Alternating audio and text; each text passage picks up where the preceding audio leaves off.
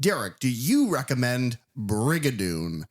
I don't know. I have never seen that. You haven't seen Brigadoon? No. You've asked me this several times. Do you know what it's about? No.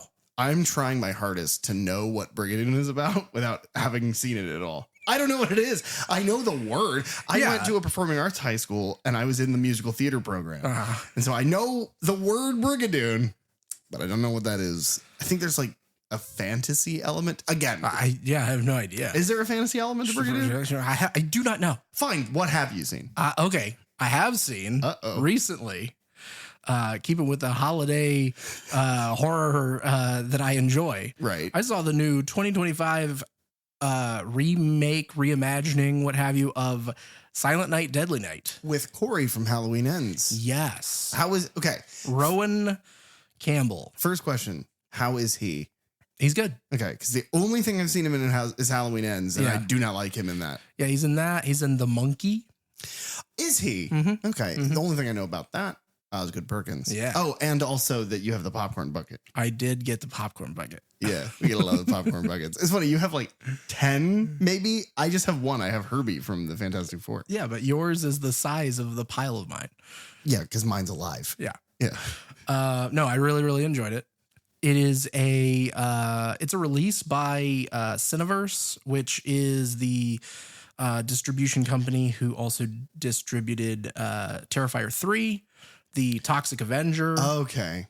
They're doing the new Return to Silent Hill. Oh, very cool. Which comes out next year, I believe. And Cineverse is like a production house by Cinnabon, I imagine? Yeah. And that's how they pay people as well. Oh, no. But it was... So Silent Night, Deadly Night, the original 84, is one of my favorite holiday slashers. Mm-hmm. Like, unironically, I love that movie. We will eventually one day cover it and the whole franchise. In several years. Yeah. I always look at Silent Night, Deadly Night as the perfect example of you should have stopped at number 1. Oh, yeah. Because like there are so many franchises that are like that, but none quite as strong. Because every other entry, from what I understand about Silent Night, Deadly Night, they're all bad. Yeah. They're not good. Who knows? Maybe the fourth Except one for 2. Part 2 is great. No, it's not. No, part 2 is absolutely great. Part 2 is great because it's mostly part 1, just in flashback. Yeah. Yeah. I can't wait to cover those. I would give it 2 years and we'll probably get to those. Right. We have to do it at this time. Yeah. But this time of next year is already spoken for. Exactly. Funny you said, never mind. But no, this is it's not like a direct remake. Mm-hmm. It's not telling the same story, because there was a version in 2012. They already tried to do like a reimagining of this. That's just called Silent Night. Okay. I watched it and I can't remember a thing about it. Like it is like gone from my mind. Okay. But this one is like it. What's funny is they got this guy from Halloween Ends, and they kind of borrow a little bit from the idea of a killer force kind of taking him over and him carrying on, these duties, if you will. That's weird. So it's a little like Christine, and it's a lot like the kind of the TV show Dexter. Oh, okay. Where he has like his dark passenger Yeah. or whatever, and it's like he has that voice in the back of his head like telling him like, that's a bad person, you should kill them. But he just kills Mickey Rooney. Yeah. Yeah.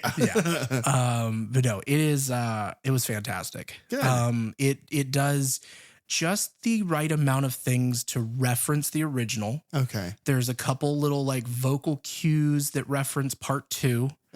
Garbage Day. Hell yeah, brother. But there's also this little one that I like, no one else in the theater reacted to, but I was like, Black Christmas. Because they use Billy, and which is the character's name anyway, but Billy and Agnes. They use the names while he's on like a phone call at some point. Okay. So if you guys want to know more about Black Christmas, that's our Christmas episode from last year. Yeah. Check it out. Joe You Bob should. says. Check it twice.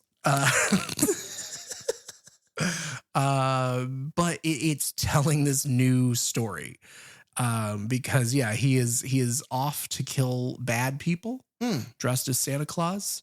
An advent calendar plays into it, which was nice. And also Krampus. That's funny. Yeah, I don't know. I thought it was fantastic. The thing that really, truly, if nothing else, like, I mean, the gore is like, when you get it, is over the top. There are some kills that are references to the original 84 slasher, which is great. But the thing that really won me over more than anything else was they use like new versions of the original songs that are done for that 84 slasher movie, because I find them the most bizarre Christmas songs ever. Okay. And as soon as this, like, you know, kind of child choir starts singing Santa's watching, Santa's waiting. Oh, yeah. I was like, oh, you've done it. Like, you did exactly what to win me over. Well, good.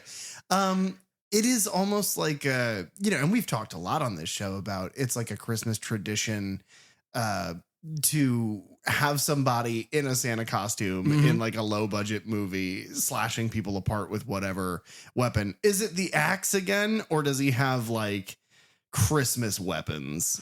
I mean, he uses the axe a lot. Not the axolotl. But I feel like, I mean, it's mostly the axe. There are points whenever he could probably and should probably use a gun and chooses not to. Okay. Like purposefully. He has a code like Batman. This is bizarre. I don't know of this what you're making up. This is no, I'm not. This is because there is a scene that is in question that is out there right now. It's the thing that's been going around online that people are like raving about. And let me tell you, he kills a bunch of Nazis, man, and it's awesome. Does that have anything? Does that tie in spiritually or cinematically to Brigadoon in any way? No. Well, honestly, I couldn't tell you.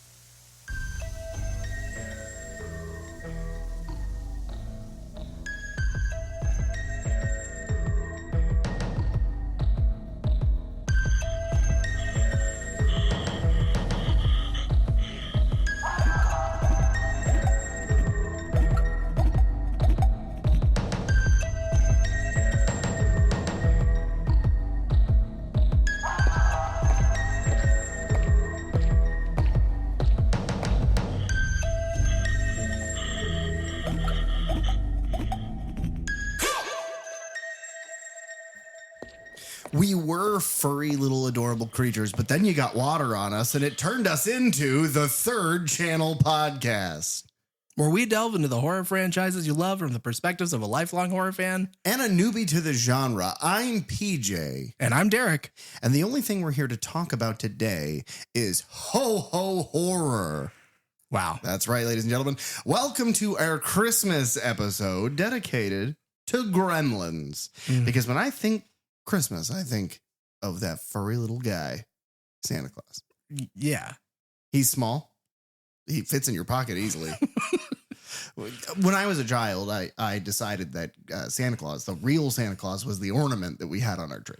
Oh, okay. Yeah. So he's just a head, by the way, with his beard and his hat. He's about the size of the palm of my hand. And he lives in our tree and he gives presents to only my family. Wow. So Santa is real, folks. Just not for you. Only for me. Because he knew that one day I would host this show. And he thought, I got to get him there, you know? Got to keep him away from horror for fucking 30 years. Yeah, because it'll only work if he doesn't watch it. The only reason the thesis of the show works is if he, you know, enjoys it later on in life. You and I have been looking forward to this one for a long time. Yeah.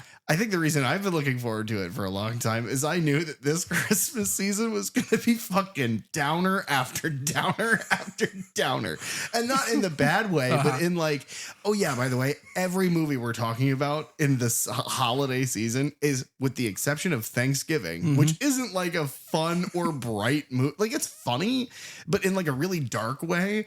Every other movie is specifically like, bad ending, bad ending, bad ending. Apocalypse movies. Yeah. And then it's like Family Trapped. yeah.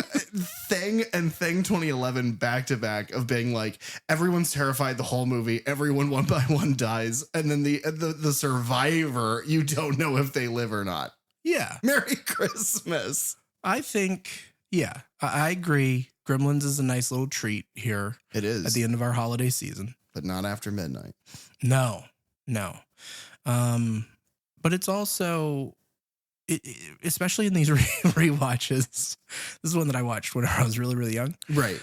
So in these rewatches, I'm like, oh man, is that why I feel the way that I do at the holidays? Did this unlock something in me?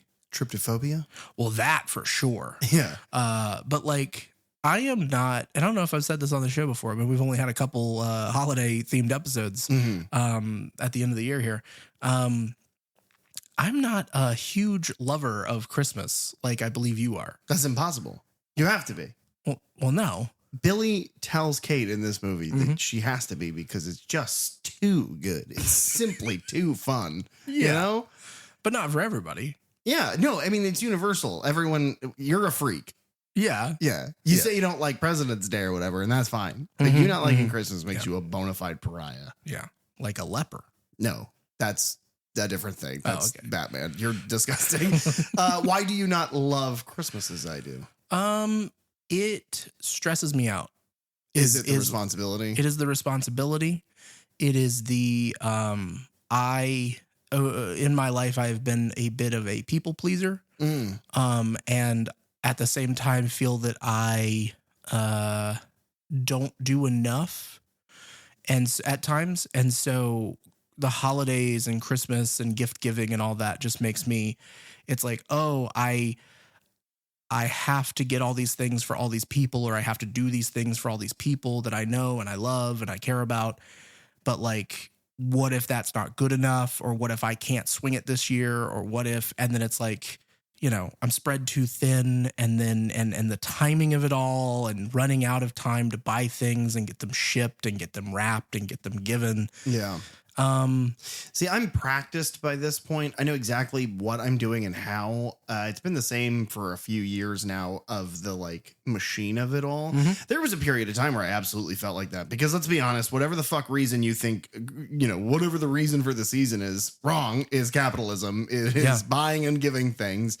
Which I don't hate. I like giving things to people, and it feels nice. I like to think I'm generous to some degree. But then I'm going to immediately ruin that by explaining my system. You write everyone's name down in a list, and you look at the money you have and you go, okay, if I split this evenly across all these people, with the exception of the outliers, right, like your parents or whatever, the people that are very important, it's like, well, what's my budget per person? And usually I'm about $25, $30. And once you've limited that, then I go through and I think, what this year have I and this person done together or referenced together in some way? And then I'll go through the list and write, like, this is for this person. We did this $30. And that makes the shopping for them incredibly easy. I get everybody one thing done. I start a month early.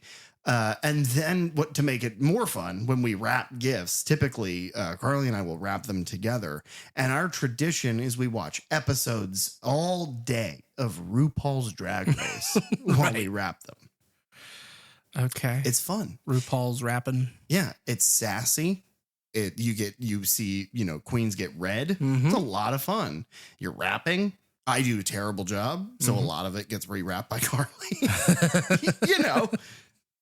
Just like, man shit. I'm bad at it, so she has to redo it. Yeah. I mean, that's not always the case. I think I do an all right rapping job. Do you? Yeah. Freestyle right off the dome. Yeah, but the question Ty's going to love that one. He probably won't. He's going to attack you.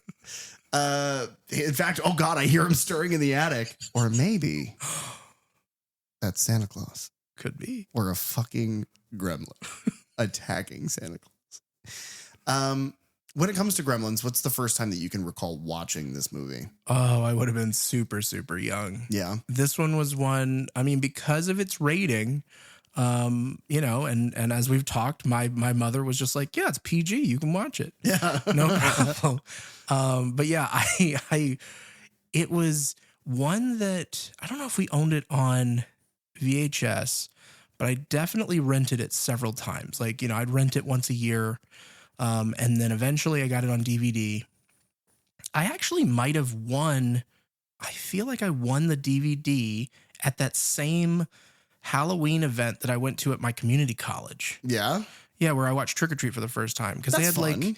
like a trivia thing, and so I won that, and I won and I think I mentioned this, my Alien like movie poster. Yeah. That's neat. What a weird coincidental combination of gifts. Yeah. But yeah, so it's like I've watched it, you know, a bunch, and then in recent years, I haven't gone back to it in a while. I don't know why. It's just I think I get busy with other things. Sure. But it's one that like watching it this week was something special. Yeah. Kind of rediscovering and looking at it through different eyes to kind of really kind of tear it down, not in a negative way, but just in a, you know, what makes this movie tick. Sure. Yeah. I think the first time I saw this movie would have been on cable. I don't know that I'm fairly positive we never owned a copy of it, you know, DVD or VHS. It's one that my brother very much liked. But again, I think he liked it in that sort of as he got older way, but it wasn't like a childhood classic of ours. Right. He does love Chunky, and he likes a little guy. That's true. I mean, who doesn't like a little guy? Right. When that little guy shits babies out of his back. Yeah, that's From disgusting. like a small spilling of water. Yeah. How do those creatures... We'll get into this. Because the question that I have that we'll get to later on, but I'm going to ask it right at the beginning so that our audience starts to think about this. That's good. How do these things exist on Earth? Yeah, when did it start? Most of Earth is water. How does this happen? It doesn't matter. Anyway, it will matter, just not right now. But yeah, I think I've seen it. I saw it the once on cable. I know I would see it again later at an ex's house. This is years ago, maybe 15 some years ago. But it was also the thing of it was in the background while several people and I were doing a thing, something like Magic the Gathering. Oh, okay. But not quite. We were playing One Piece. Apparently that's the new card game. I don't know anything about that show, but no, we were yeah, this is how I'll get away with it. I'm doing big air quotes, guys. We were playing Magic. Oh. And it was on in the background. But then, you know, culturally, they're everywhere. You know a lot about them. The don't feed after midnight is like a bit. It's like you say that about people. The amount of people's little dogs that are named Gizmo or whatever. And so watching it this week was like, it is such a, as an adult watching it, it is. And I know this isn't my take on this. It's kind of universally thought of this way, but like, what a fun, weird Looney Tunes movie. What a crazy, bizarre series of pictures all in order that make you laugh. Yeah. And it's Christmas. Yeah. You know? Yeah. But still has some good like horror elements. So this one, big time. There are moments in this that my brain must have blocked out because it's like there are some shots, like especially with like the eggs and like that whole sequence is like, what the fuck? Why is this so weirdly spooky?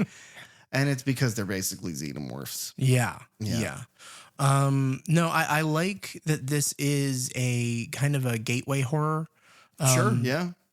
Because it's one of those that like, yeah, you could show this to a kid and if it got too scary, you could turn it off. But it's like the scary moments don't stick around for too long until finally like they're just being goofy in a bar and a movie theater. Those are the craziest pieces of cinema ever committed to celluloid. Specifically from this period. Yeah. Oh yeah, that's crazy. What you're saying is I fucked up because the first piece of horror that I introduced to the child in my life was John Carpenter's Halloween. Yeah. You probably could have started a little more like Gremlins. Like what? Did you mean like Gremlins? Cute, clever, mischievous, intelligent, dangerous.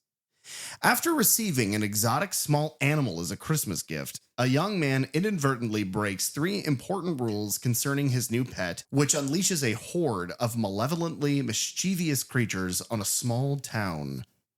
Something I think is very funny about this is that that is the premise of this movie to a T. But my favorite part is like nobody questions the fact that like nobody in the Peltzer family goes, why did you buy this fucking thing? What is it? Yeah. I have been alive. Billy's got it. He's got a job. He's got to be probably 18, 19 is what I imagine. Yeah. I don't know that it's specifically stated, but, But he can drive and he has a job. right. So let's say between 18 and 20, he doesn't go, wow, I've been alive for almost 2 decades and I've never seen that. Yeah. What the fuck is that? It's like every once in a while in our lifetime, there's been like a new fish discovered. Sure. On the deepest, darkest levels of the ocean. And you're like, oh, well, it makes sense that I wouldn't have ever seen that before because this is the first time that anyone on Earth is seeing it. Yeah. Or like in my personal life, it's like the first time you see like an okapi, which is a crazy looking fucking thing. And you're like, that exists? And it's like, yeah. And people didn't know it existed and it was a rumor. And it's like a cool story. But like if I saw Gizmo today, somebody handed him to me and said, here you go, I would go, what the fuck is that? I don't want that. Yeah. He's cute. What does it eat? Right. Is he going to eat me? He's cute as fuck. Don't get me wrong. Yeah. I do not want that in my house. No. That's too much responsibility. He might murder my dog. Yeah. That's also a responsibility. Murdering my dog? Gremlins. With great power. Gremlins was released June 8th of 1984. This was obviously originally planned and scheduled as a Christmas release, but then it was rushed into production shortly after Warner Brothers found out that it had no major competition against Paramount Pictures, who was going to be releasing Indiana Jones and the Temple of Doom, or Columbia Pictures, who were going to be releasing Ghostbusters for the summer movie season. And so this was actually released on the same day as Ghostbusters, which is a weird, like, they're both kind of horror comedies. Which was kind of like a new-ish idea that was kind of being taken advantage of at this point. I want to be very clear. I love this movie, but of those 3, this is my least favorite of those movies. Okay, that's fair. Indiana Jones and Ghostbusters. It's like, and it's Temple of Doom. I get that, but I like that movie an awful lot. The director is Joe Dante. It's written by Chris Columbus, and it's produced by Michael Fennell. The cinematography is done by John Hora, who had also been the cinematographer for The Howling and Explorers, which I believe they're both Joe Dante films. He shot Loverboy, which was an 1989 comedy starring Patrick Dempsey and Carrie Fisher. What? I don't know if they're like love interest. Those are just two by that of the period. people. Yeah. That'd be real weird. Those are just the 2 names that I knew from it. He also shot Gremlins 2, Honey, I Blew Up the Baby, and Matinee, which is by Joe Dante. The editor, Tina Hirsch, had worked on Death Race 2000, which was a 1975 Roger Corman film. Is that the one about like Snidely Whiplash? The very one. Yeah. Also the editor for Airplane 2, the sequel. Okay. They cut the It's a Good Life, which was the Joe Dante segment of Twilight Zone, the movie in 1983. Wow, okay. His film Explorers, later the disaster film Dante's Peak. And then Tina Hirsch also was the director of Munchies, which was a 1987, basically a ripoff movie of Gremlins. Okay. It is strange that this person works on all these Joe Dante movies and then works on a movie called Dante's Peak, but I assume has nothing to do with Joe Dante. Nah. Did they tell him that? Probably. Okay. Yeah. They didn't keep it a secret. You never know. You never know. Working titles. Okay. The budget for this film is $11 million. Well, that's not terrible. No. Especially for, look at what they pulled off. Yeah. You are never going to guess how much money this thing made. Okay.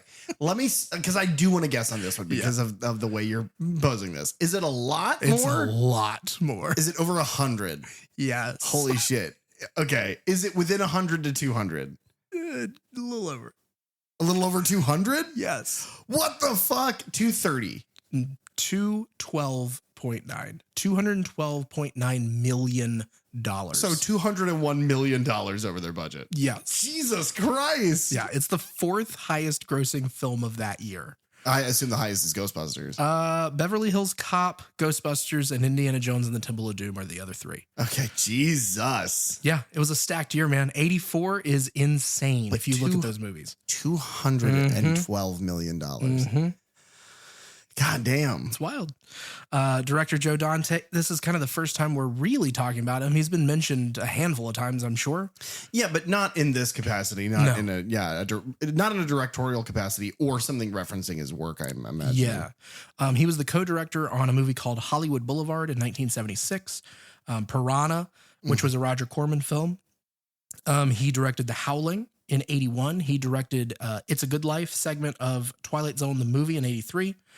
Explorers in 85, Inner Space in 87, The Burbs in 89, and then Gremlins 2, the new batch, in 1990. Wow, that's a lot longer than I thought. To get between from the one two to of two, them. Yeah. I figure we'll stop there and I'll cover the rest of his stuff when we talk about Gremlins 2. Spoilers for our fans. Mm-hmm. We're doing Gremlins 2 next week. Yeah, that actually makes sense. It does. Unlike most of the other stuff we've been doing recently. Just kidding. We're doing The Howling.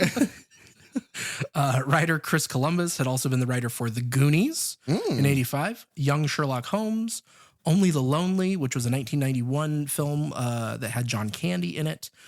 He wrote Christmas with the Cranks in 04, which starred Jamie Lee Curtis.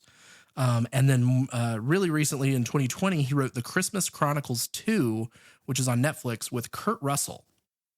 And then most famously, he directed Home Alone's 1 and 2 in the first two Harry Potter films. Yeah. So, which is insane because you have this incredible writer who is like, that's what he does for the most part. And he's like, I think he kind of started that way, but I don't know. He's about even Is writing he? to Okay. directing at this point. It is crazy to be like, oh yeah, I wrote some of the most famous movies of all time. Oh, and also I directed Harry Potter. And it's like, wait, what? Yeah. He invented like the like cinematic language of that franchise. Yeah. Well, until the cinematic language of that franchise got rewritten into sad and mud. Yeah. That's when it got good. What? Producer Michael Fennell was the producer on The Howling, Explorers, Inner Space, The Burbs, Gremlins 2, Matinee, and Small Soldiers, all directed by Joe Dante. One of the saddest parts about watching this movie, seeing Joe Dante's legacy of work and being in this show where we talk about exclusively horror is knowing that we're not going to be able to talk about Small Soldiers. Yeah. That was in the rotation in my house. That was I think I had that one on VHS and I watched it. Like I had the computer game, like which is like a real-time strategy like computer game. I had the computer game. I had a lot of the Gorgonite like toys. Nice. And then he also was the producer on Teaching Mrs. Tingle, which you probably don't remember, but it's a 1999 film that was written and directed by Kevin Williamson. And it's the thing he was working on that took him away from writing Scream 3. Oh. Yeah. Okay. See, I thought that was that Vincent Price thing. No. About the Tingler. No, really not. Okay. All right. The music composer is Jerry Goldsmith, who is one of the most like well-known composers for film. He has done so many different theme songs, including I believe he did the theme for the original and the music for the original Twilight Zone TV series. He has done most of the like Star Trek opening themes over the years for the TV shows. He worked on Planet of the Apes, the film, and some of the sequels. He won an Academy Award for his music on The Omen. He did the music for Alien. He did the music for several of the Star Trek motion pictures, like of the original cast. Poltergeist, Poltergeist 2, Total Recall, The Mummy, like Brendan Fraser Mummy. He does amazing stuff. Yeah. So the story for this film was conceived by Chris Columbus, and he was apparently inspired by his loft, which he says at night he heard what sounded like a platoon of mice that would come out, and then just hearing them skittering around in the blackness of his room was really creepy. And so he wrote this. So he wrote this as like a spec script to show his writing abilities, and he would kind of shop it around. And the story was not, but he never intended it for it to be actually shot as a movie. Okay. And so until Steven Spielberg took an interest, and so he had originally considered Tim Burton to direct after seeing his short film Frankenweenie. But after deciding to executive produce the film himself, Steven Spielberg chose Joe Dante as the director because of his experience with horror comedy. Dante had already done The Howling. Dante began working on storyboarding this film while he was directing his segment for the Twilight Zone film. Spielberg also was one of the directors on Twilight Zone, the movie. He did the Kick the Can segment. And then Spielberg took the project to Warner Brothers and he co-produced it through his own company, Amblin Entertainment. The film's script obviously went through a few different drafts before it was finalized. The first version was apparently much darker than what we got with his final film. Sure. Various scenes were cut, including one in which Billy's mom was decapitated during her struggle with the Gremlins, and her head was then thrown down the stairs whenever he got home. Oh my God. And then he kicks it. And that's why Spielberg called his section of the Twilight Zone movie Kick the Can. Kick the mom's head, yeah. Kick the mom's head. There was also apparently a scene where the Gremlins ate Billy's dog. The other big change that was made, thankfully, is that instead of Stripe being a Mogwai who then turns into a gremlin, originally Gizmo was supposed to transform into Stripe as the gremlin. So I did know that. I think that's kind of like a famous behind the scenes fact is like originally, like even up to pre-production, from what I understand, that was the story is Gizmo turned into the ringleader and they had to fight them. But then when they saw it, Spielberg was like, well, that's way too fucking cute. Yeah. Like there's no way we do that. Yeah, pretty much. He was like, he's too cute and people are going to want to see him throughout the whole movie. Well, we do. Yeah. I want to smooch him on his stupid little face. Oh my God. Kind of like in Black Christmas in 1974 did with the urban legend of the babysitter and the man upstairs. This film also kind of brings up an urban legend when Kate reveals, she gives that big speech about her father dressed as Santa Claus going down the chimney and breaking his neck and dying. I swear, I sound like such an asshole right now, but then I promise in context, it's like the funniest fucking thing ever. Okay, yes, her father is dead. But after the film was completed, studio execs wanted that whole scene removed. They felt it was too ambiguous on whether it was supposed to be funny or sad. It's funny. It's not ambiguous at all. Dante refused to take the scene out, saying that it represented the film as a whole. It was the combination of both horrific and comedic elements. Spielberg didn't like the scene either, but even though he had the power as executive producer to be like, get it out of there, he was like, no, this is Dante's movie. I'm going to let him, do what he wants. Spielberg seems to be exceptional about that. It's the Tobe Hooperism of Poltergeist.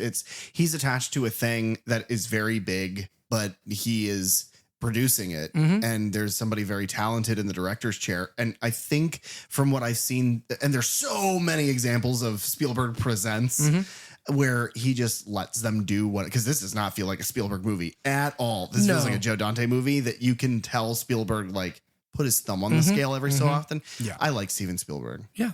No, I think the same way. I think it is, he does a good job of like knowing when to step in and give a little influence and then when to like, obviously he chose this director for a reason. So let them do their thing. You and I love Spielberg. We know that Ty hates him. Right. Hates Jaws. Personally knows him. Does not like him. Ty has struck every toy of E.T. he's ever seen. He hates him.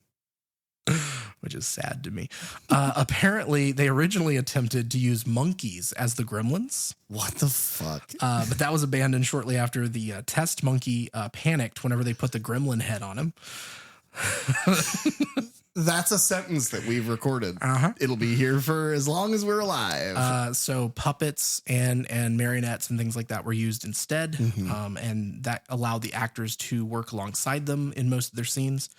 Rob Bottin, we talked about a lot on The Thing, and John Dykstra, who was one of the original employees of ILM, who worked on the original Star Wars, is where he kind of got his big start. They were originally considered to do the special effects. Bottin was actually Dante's first choice, but he was working on Legend at the time. Wow. Okay. And so they turned to Chris Wallace, who had also worked on Piranha.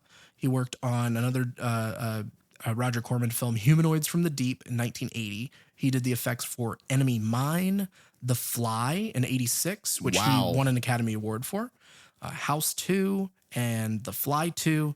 And then he also directed. He directed The Fly 2. And then he did the effects on Arachnophobia in 1990. Which is probably why I don't think his name is attached to Gremlins 2. And we'll go into who did the effects there next week. Well, we're going to touch on that really quick now, because up until watching this with you today, I thought it was Rick Baker did both. So finding out that that's who it is, Chris Wallace, his name is. Yeah. The fact that he did The Fly after this, but then you look at those Gremlins pods and like Stripe's back and you're like, oh, I see that. I see he's got that like body horror brain. Yeah. And the ending where Stripe is like melting. Fly's Cronenberg, right? Because everybody always does like the Rick and Morty bit of like Cronenberg monsters or whatever. And it's like, oh, well, apparently it's this guy. Yeah. Because this guy's a fucking psychopath. And he did the effects work on a couple other Cronenberg films. Naked Lunch after Arachnophobia. That's fucking crazy that there's a movie called Naked Lunch. Oh, is that like a sequel to Naked Gun? Yeah, it is.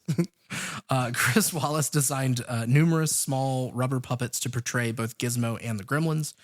There was obviously more than one Gizmo puppet. And occasionally Zach Galligan would, when carrying one, would then set it down kind of off camera, and then a different puppet would then surface that was like cable fed and could move around the set in a different way. Yeah, that is one thing about this movie that I don't know how much of we'll talk about in the review, because the analytics of the puppets is kind of hard for non-puppet like puppeteers to wrap our heads around.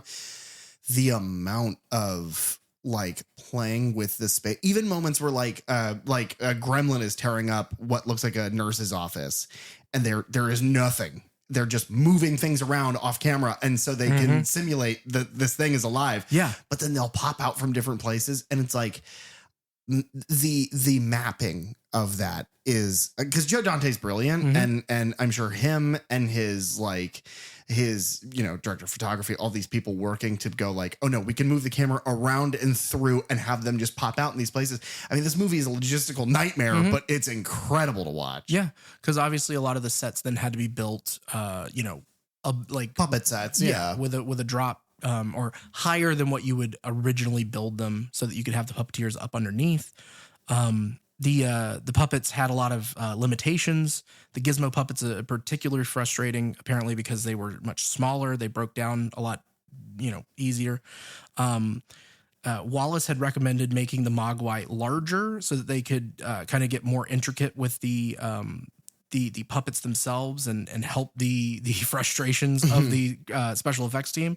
But Dante insisted on keeping them smaller in size, which enhanced the cuteness of the Mogwai themselves.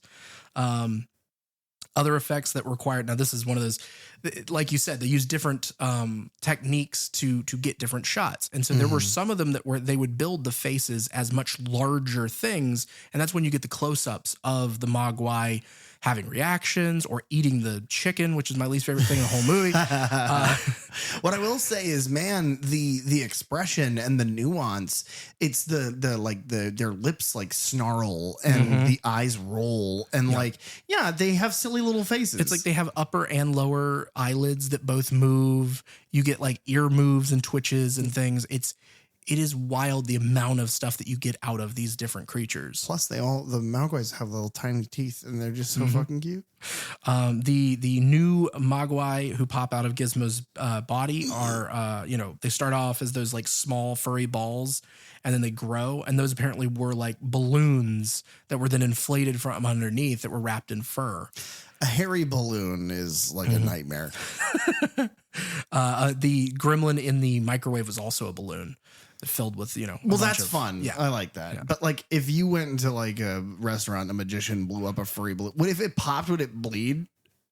Yeah, if the balloon pops and blood sprays all the kids, and he's like, "Ta-da!" He's like, "I'm Pennywise the dancing clown."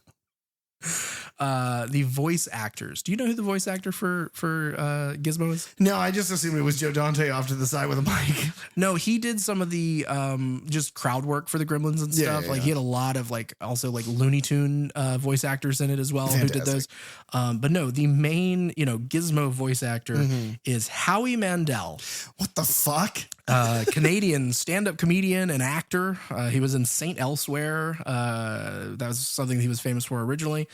6 seasons of that show. He's in Little Monsters with Fred Savage, I believe, is in that.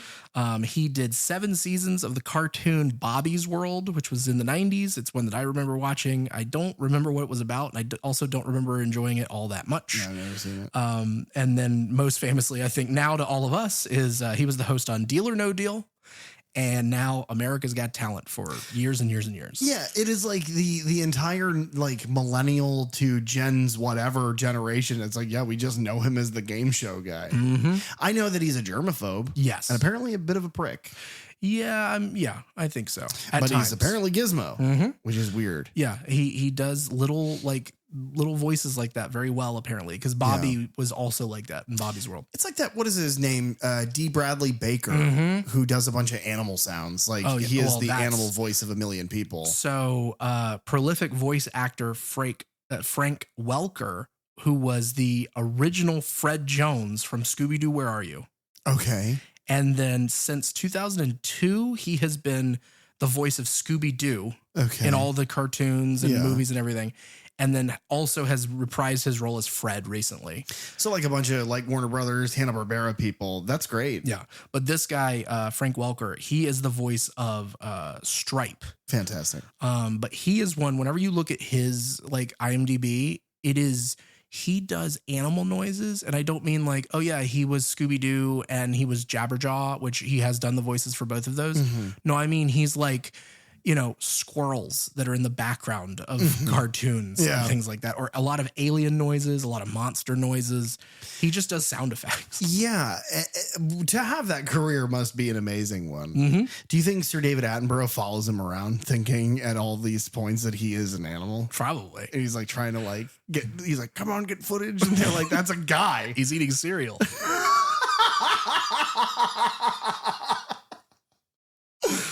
Oh, Frank Welker eating cereal, getting mobbed by the Discovery Channel is the funniest visual ever. The boom mic just gets closer and closer to his mouth. Getting covered in milk. He's like, it's soy milk, so it's fine. The film received both critical and commercial success. However, it was highly criticized for some of its more violent sequences. Many people felt the movie was too violent for a PG rating, but not violent enough for an R rating. And so in response to this and some similar complaints for Indiana Jones and the Temple of Doom, sequences in that. Wait, that was PG? That's PG. Holy shit. Because it wasn't until after this that Spielberg suggested to the MPAA that maybe they should alter their rating system, which they then did 2 months later, creating the PG-13 rating. Okay. So Indiana Jones and Gremlins are kind of the reason we have PG-13. That's fantastic. I also like that Spielberg is so powerful in this community. He could go to the ratings board and be like, you need to make a change so that I can continue to make the movies I want to make. Exactly. Yeah. Oh my God, I didn't realize that he is Indiana Jones. Like he's directing that in the same year. Yes. Jesus Christ. Which is probably it's the thing with Poltergeist, where he was working on E.T. at the time, and so he hands off Poltergeist to Tobe Hooper. Which is funny because same thing kind of here. Roger Corman hands Piranha off to Joe Dante, and it's like all these big people, and I miss that because I feel like you don't see that much anymore. Yeah, of the big directors handing their these assistant director roles to people, but calling them the director so that they can advance in the world. I really like that about Roger Corman and Spielberg. Yeah, the last ones that I can kind of think of in those ways is like Eli Roth, whenever he got his start, it's like Hostel has like a Quentin Tarantino Presents because, Quentin saw Cabin Fever and was like, oh, I really like this. What is your next idea? And so he kind of produced, Okay. Obviously discussing the film's violence, Dante later told reporters that, quote, the idea of taking a 4-year-old to see Gremlins, thinking it's going to be a cuddly, funny animal movie, and then seeing that it turns into a horror picture, I think people were really upset. They felt like they had been sold something family-friendly, and it wasn't entirely family-friendly. Which, if you've seen the original trailer for this, they basically they treat it like E.T., the trailer for that, where it's like they don't show the Mogwais really. They don't show the Gremlins except for like the one little shot of them like chasing. And so you get like the back of their heads and their ears kind of flopping, but it is so like blink and you miss it. Also from the back, the Gremlins are super cute. They have like little heads with spikes and big floppy ears. So I don't know. I don't think they purposefully tried to trick people. I think it was more of like let's not give away the shark. Let's, let them be revealed in the movie. That is the funniest thing in the world. Just imagining like at the point where they're all like, at the point where they hang the dog, you're like, uh-oh, cover your eyes, Billy. I guess the question that I have, because, Spielberg's E.T., Spielberg's Gremlins, the trailers are kind of the same. Is this trailer similar at all to Brigadoon? Again, I do not know. I haven't seen it. That's surprising. Has it got a name, Dad? Yeah, Mogwai. What? Mogwai. I don't know, some Chinese word. I just call him Gizmo. He seems to like it. Okay. Gizmo, look up here a minute. Hey, get a picture taken. Smile. Ready? 1, 2, 3. No. What happened? He hates bright lights. There's some things I forgot to tell you guys, and they're really important. Number one, he hates bright lights. We know that. But you got to keep him out of the sunlight. Sunlight will kill him. Number two, keep him away from water. Don't give him any water to drink. And whatever you do, don't give him a bath. And probably the most important thing, don't ever feed him after midnight. My favorite part of that entire scene is that Mr. Pelzer gives those rules after one has already been broken. It's like, that's what the kid at the store is like, you have to do these things. You cannot forget to do these things.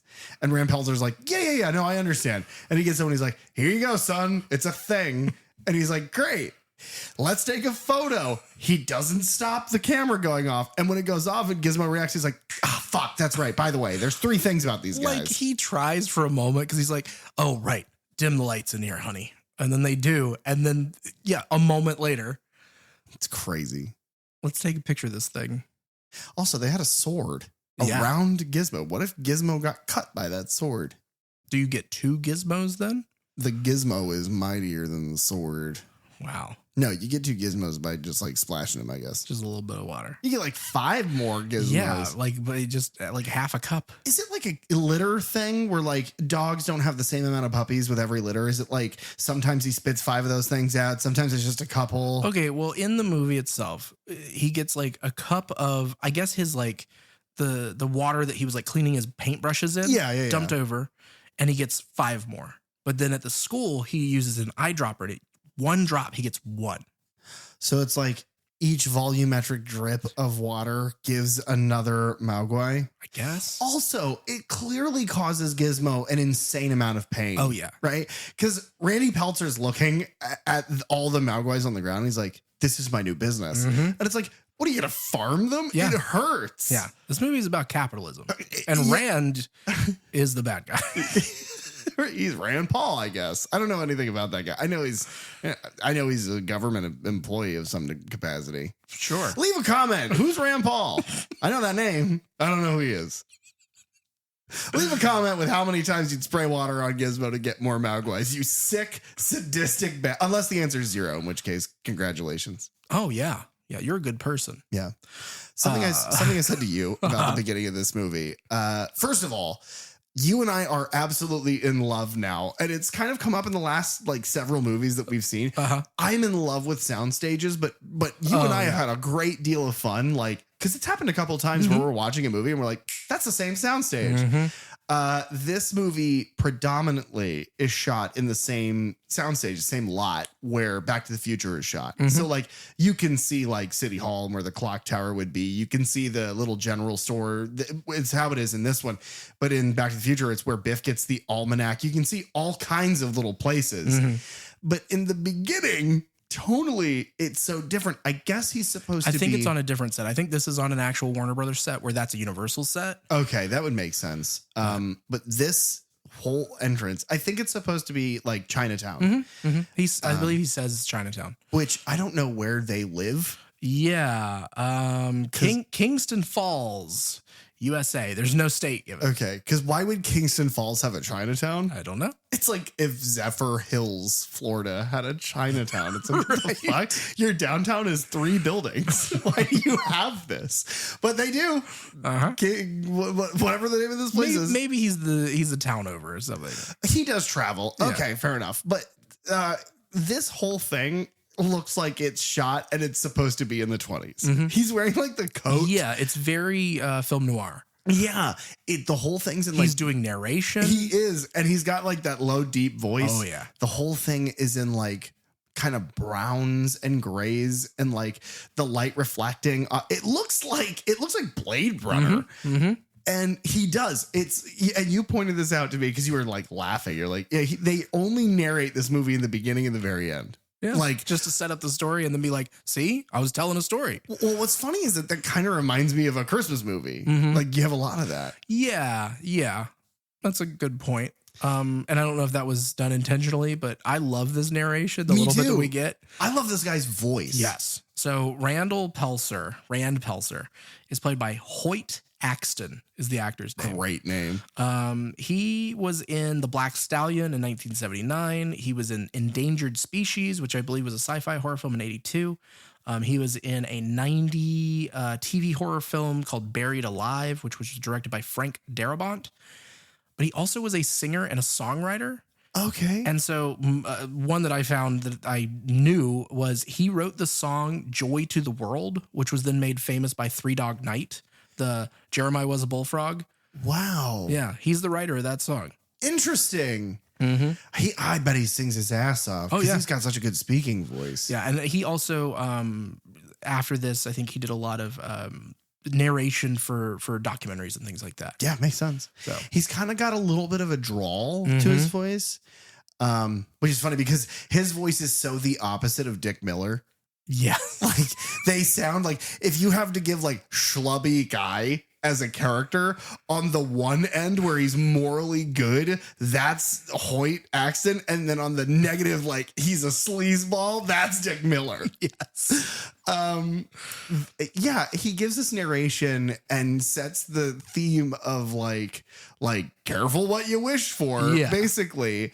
And he walks down this dirty alleyway into like down the stairs into this little like alcove. yeah, like an antique shop of some kind. But it doesn't specify that. No. It's like, Randy, what are you doing down here? Yeah, he even asked because he's being led by this young boy. Right. Was like, where did you bump into him? Which, and by the way, he's wearing a Yankees hat. Yeah. He's wearing like a vest and like a blue like ring collar shirt. He's clearly supposed to look like Short Round from Indiana Jones. It has to be a visual like cue. It has to be. Yeah. And he's a terrible actor. Like he's a young guy. Who cares? He didn't really go on to do much else after this. Yeah. From what I could tell. He died. No. I mean, acting wise. Okay. I think he became a doctor. He became a gremlin. Yeah. He was a mountain in disguise. Oh man. Somebody fed him after midnight. This is the coolest way to set up your story ever. It is so thematically and like the setting is so visually different from the rest of this movie. Yeah. And the character who they just call grandfathers like got a whited out eye and like isn't speaking to your character. It's so Mortal Kombat. Oh, yeah. It's crazy. Oh yeah. And he's there. Okay. All right. And you feel free to stop me if you have any important details. But I think the contrast of this is so fucking funny. He is there to sell this curio shop, the Peltzer Bathroom Buddy. Yeah. Which is like a Swiss Army knife filled with bathroom stuff. It's a great idea. And the way he is pitching it, because you said, and I love the sentence of yours, which is, I love the way he delivers every line. I don't care what the line is. I just love his delivery. And then he's always looking through the entire movie, any person that he bumps into, he's always looking for a sale. Yeah, it reminded me of the second ever episode of the Twilight Zone, One for the Angels, where it's Ed Wynn and he's just pitching. His name is Lou Bookman, and he's just pitching, and he's like, well, this, and it's just like a tie, and he's like, this is the most luxurious fabric. He's like, fucking Randy Peltzer's like, oh, any situation you're in at all, and like, you don't have any toothpaste, but don't worry, he hits a button and it sprays him with toothpaste, and immediately, not taking any licks, Nope. he's just like, it's fine, that washes right off. It's just like, Because it's happened before. yeah, it's gonna happen again.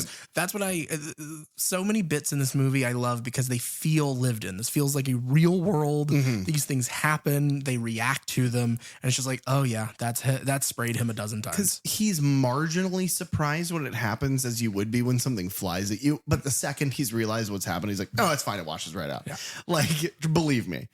But he is there in this curio shop to sell this man and his store, the Bathroom Buddy, because he needs money. He has to get money.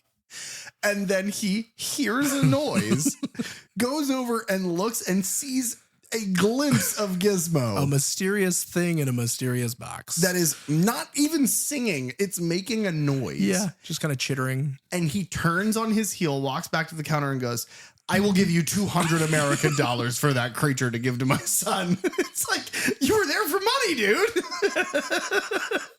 It is the 180. Yeah. I'm just like, please buy But this. I need this for my son. It's a quote. It's what I've been looking for. It's like, what? I've never seen it before, but I know it when I see it. The thing I really wanted to give my son is like a novel species. I wanted to give him something no one's ever seen before. It's like, oh. It would be a real shame if it was like the only one of its kind. Yeah, last year I got him a new element. So this year I need to give him something that is alive. I gave him Peltzeranium. Grandpa, Yes. I guess in the credits is given a title, Mr. Wing. He's Okay. played by Key Luke. He was a character named Lee Chan in the Charlie Chan film series, which I'm really not familiar with. Yeah. He was Kato in the original Green Hornet. Wow. Okay. He does the voice for Brack in the Space Ghost cartoon. Not Space Ghost Coast to Coast, but the original like yeah, Hanna-Barbera. And then he was Master Po in Kung Fu, the TV show that starred David Carradine. Oh, no. Yeah. Oh, no. Because I made a joke later on in the film about being hanged. Yeah. Don't read into that. Don't look up what happened to David Carradine. Yeah. Yeah. What's this? Oh my God. Yeah. I got nothing else. Great. Um, You let me know about his age makeup and the fact that actor was Yeah. very old. Apparently, yeah, the character, because I was like, how old do you think this actor is, and how old do you think the character's supposed to be? I guess that the character was supposed to be 700 years old. That he was mysteriously immortal, Right. and a passer on of secrets because he's got like a milked out eye or whatever. But then I guess that the actor was 50. Yeah. The actor apparently was like 80 years old at the time, Insane. but looked super young. Yeah. And so then they had to put him in old person makeup, like old face makeup, to make him look ancient. Yeah. That's crazy. Yeah, it was weird. But yes, he refuses to sell Rand this mysterious creature, even for $200 American. No, and he immediately sets up the foible of our characters, which is he says it's too much responsibility. You can't have the Mogwai. You're not ready. It's too much responsibility. And boy, oh boy, was Grandpa right. Yeah. Yeah. That's why we have a movie, folks. Yeah, that's true. Yeah. Because his grandson, he secretly sells the Mogwai to Rand, and the only bit of advice he gives him is 3 rules. Yeah. And it's almost, this is the funny part, is it's almost like an afterthought. It's like, oh, yeah, by the way, don't forget there's Glad 3 I caught you. things. Yeah. So this is always like the meme of like, well, what constitutes after midnight? They even, I think in the new batch, they even are like, what if you're on a plane and you cross Yeah, time zones? yeah, And they it's do. like, yeah, you can nitpick this all day long, but So, it's that, but it's you said while watching of like, he doesn't explain anything else. He doesn't explain what it eats, what it needs. right. Like, When you go to like a PetSmart and you are looking at a snake, the snake has that little plaque next to it. And it's like, this is the name. This is the price. These are their restrictions. These are everything they eat. This is everything they drink. You have Google now on your phone and you can look up like, what do snake eat? And it'll tell you snake eat mouse. But the point is, these people in the 80s say nothing to Rand Peltzer. They're just like, yeah, don't feed it after midnight. But he then doesn't go, feed it what? Yeah. What do they eat? Chicken mostly. Chicken and glass. Yeah, he loves glass. Doesn't like an apple though. No, but he loves a Snickers and a guy. Yeah. Chicken, glass, Snickers, guys. One of them eats a cookie at one point. Yeah. Stripe likes like some Milk Duds and candy from the end. He says Milk Duds much in the same way that Ashley Williams' disembodied voice says work shit. He goes, Milk Duds. We get our title card after her little introduction there. Steven Spielberg presents, because he was the executive producer on this film. We are in Kingston Falls, USA, and it is a wonderful both the Universal lot, back lot for Back to the Future. It would be used for Back to the Future after this. But then this beautiful, the top half of the screen is a matte painting. It's gorgeous because it sets up in juxtaposition to where you will be with the houses and the neighborhood, because we spend a lot of time there, like the little neighborhood dive bar, to then where we go into downtown. Yeah. And they're right next to each other. Yeah. And within walking distance. And it looks so fucking Christmassy. Oh, yeah. Like it looks like the Santa Claus. Like it's brilliantly festive. Yeah. For a movie that would come out in the summer. Yeah. I love the set decoration here. We meet our hero, Billy Peltzer, who's played by Zach Galligan. He would be in Waxwork, the horror comedy in '88. He reprises his role in Gremlins 2. He also comes back for Waxwork 2. He is in the supernatural horror film Warlock, The Armageddon. And he is in, oh my God, much more recently, he plays the sheriff, I believe, in Hatchet 3. What? Does he really? That's amazing. The thing that I know him from, and everyone knows him from, is this movie and its sequel. I honestly didn't think he was in anything else. Yeah. Yeah. It's like, what is it? Alex Vincent from Chucky. It's like, I know that he's in that. I don't think he's in anything else. Not really. Who wins in a fight, Billy Peltzer or oh God, with the kid from Chucky? I can't remember his character's name. Is it? No, it's not Alex. It's Andy. Oh, thanks. Billy would take Andy. Yeah, definitely. He'd hit him with a baseball bat. Yeah. As he is wont to do. So Billy's Volkswagen won't start. Covered in snow. Yeah. The engine filled to the brim with pot smoke. Now, we have lived in Florida our entire life. Correct. But there's a couple times it's like here you see his car covered in snow. You see the cop car later covered in snow. Like, and they just barely, if they get it running, they just barely kind of like use their wipers to clear off just looking out the front and then drive it around like that. Is that how people just operate? Well, it's like people kind of like near Alligator Alley or like the Everglades, their cars will get covered in swamp. Oh. You know, people up north, you got to take our word for it. Our cars get covered in swamp all the time. I forgot about that. You get a gate on the roof. You ever have to use your wiper to get the gate off the roof? It's crazy down here, man. It is. You get an airboat or whatever. Yeah, no, it is. It is like a visual cliche where it's just like, is it cold outside? My car's not starting. And I wonder if that's true. Because if it is true, guys, move. Yeah. That's why the rent prices down here are so crazy. It's just how thick the snow and ice is like on every surface. Yeah, it's clearly like whatever that snow paint is. But yeah, his car won't start. And we're also introduced here to Billy's dog, whose name is Barney. Yeah. And he's great. He's shaggy. He's got a good face. Yeah. Barney is played by Mushroom. Terrible dog name because I hate mushrooms, but fine. Yeah. Who was later in a movie called Save the Dog, which was a TV family comedy, and also another horror film in 1988, Pumpkinhead. Whoa. Barney's in Pumpkinhead? Who wins in a fight? Gremlins or a Pumpkinhead? Probably the Gremlins. Yeah, they outnumber him. Well, they eat him. And they eat him. But yeah, we're also introduced to Billy's neighbor. Ladies and gentlemen. Mr. Futterman. Played by Dick Miller. Dick Miller was in a lot of Roger Corman films, Not of This Earth, A Bucket of Blood, Little Shop of Horrors, the 1960 version, not the musical version. He was in Piranha. He was in The Howling. He is in The Terminator.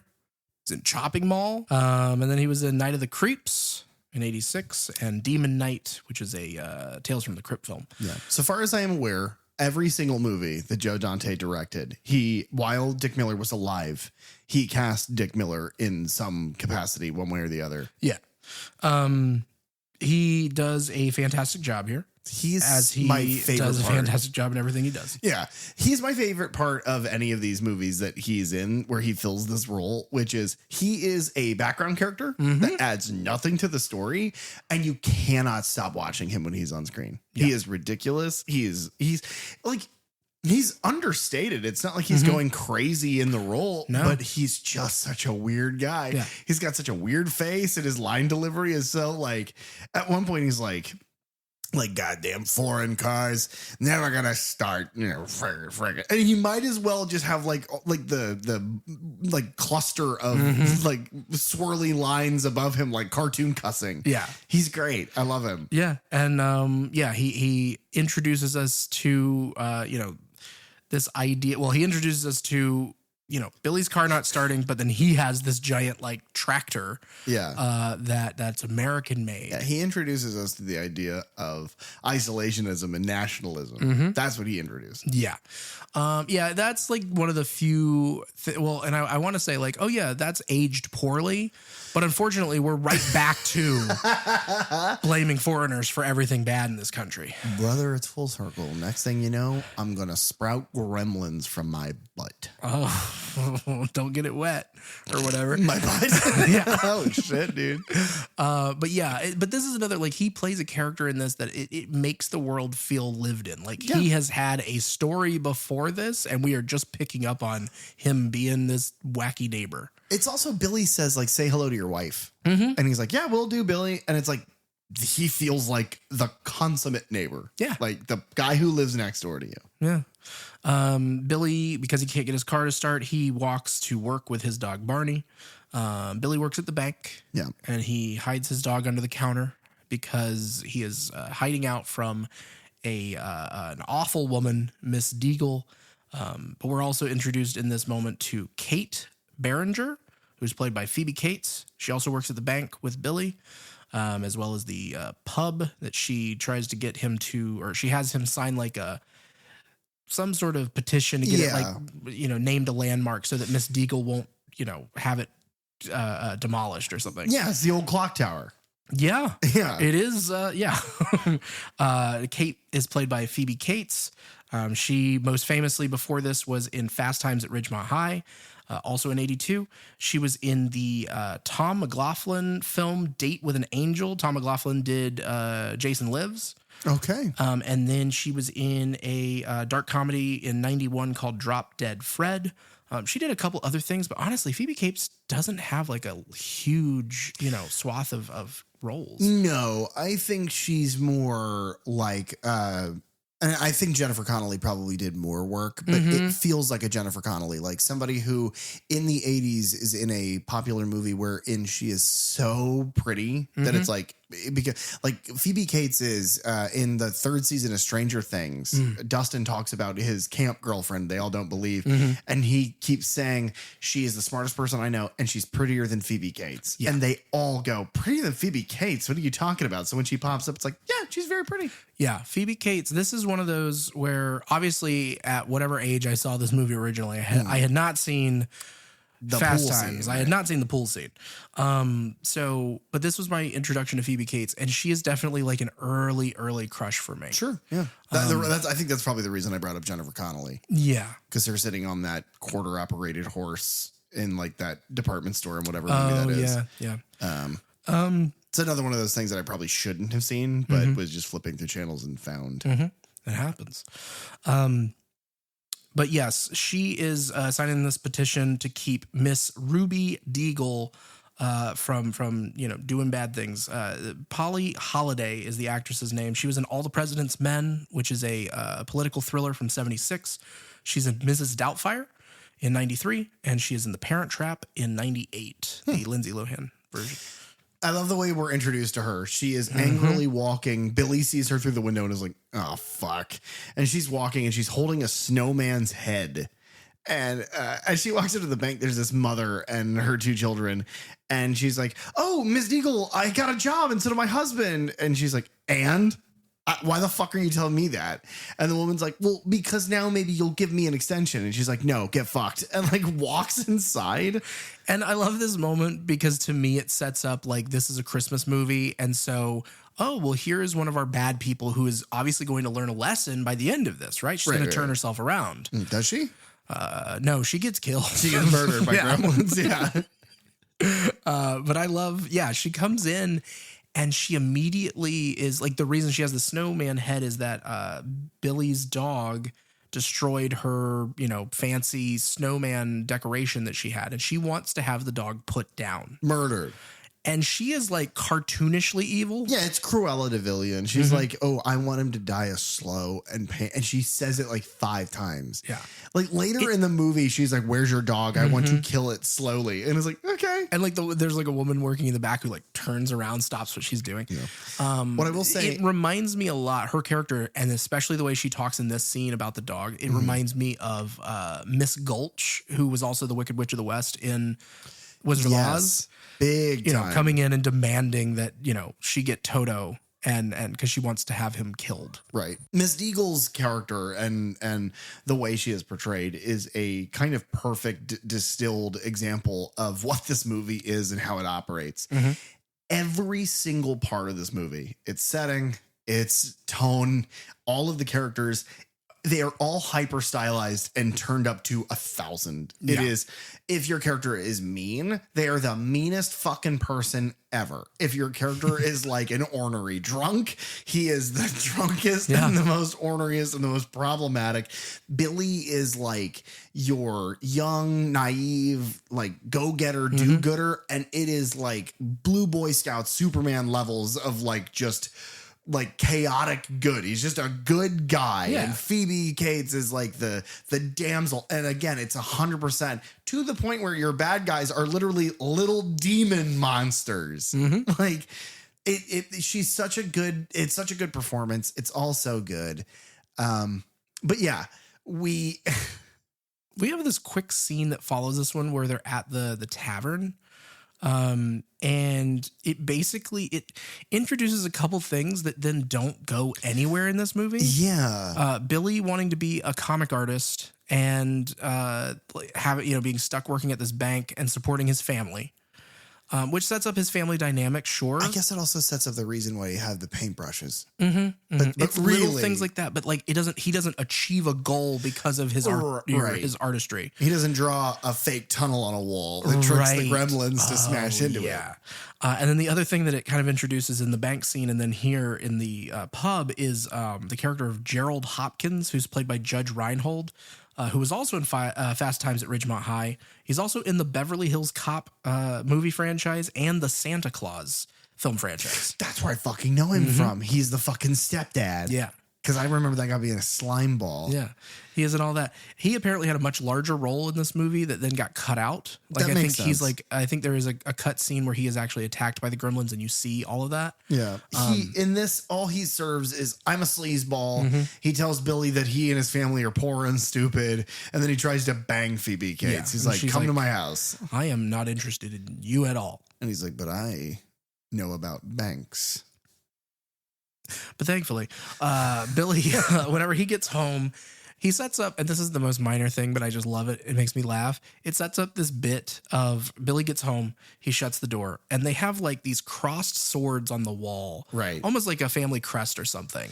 It's only because of how weird his fucking dad is that you don't even question it. Yeah. You're like, yeah, okay, swords. But when he closes the door, one of them falls off the wall, and then he picks it up and puts it back on the display. Right. He goes in and he talks to his mom in the kitchen. His mother, Lynn Peltzer, is played by Frances Lee McCain. She was in Footloose in 84. She would be in Back to the Future in 85. She was in Stand By Me in 86. Okay. And she was in Scream as Mrs. Riley. So she is Tatum and oh my God.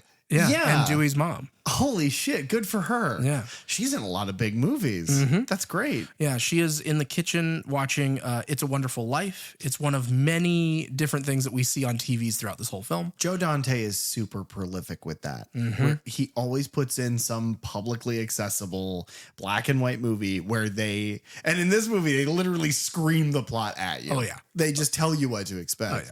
It's fantastic. Something that I love here is, you know, we always talk about it with this movie. We've talked several times about one of the things we love is that it feels lived in. And what a great example. The dad, he gets home, Randy Peltzer gets home, and they are both so just like, oh, Dad's home. And they get so excited. Like, my husband's here. He's been traveling and Billy is so excited. And that just feels like they feel like a real family. Yes. And I love that. Yeah.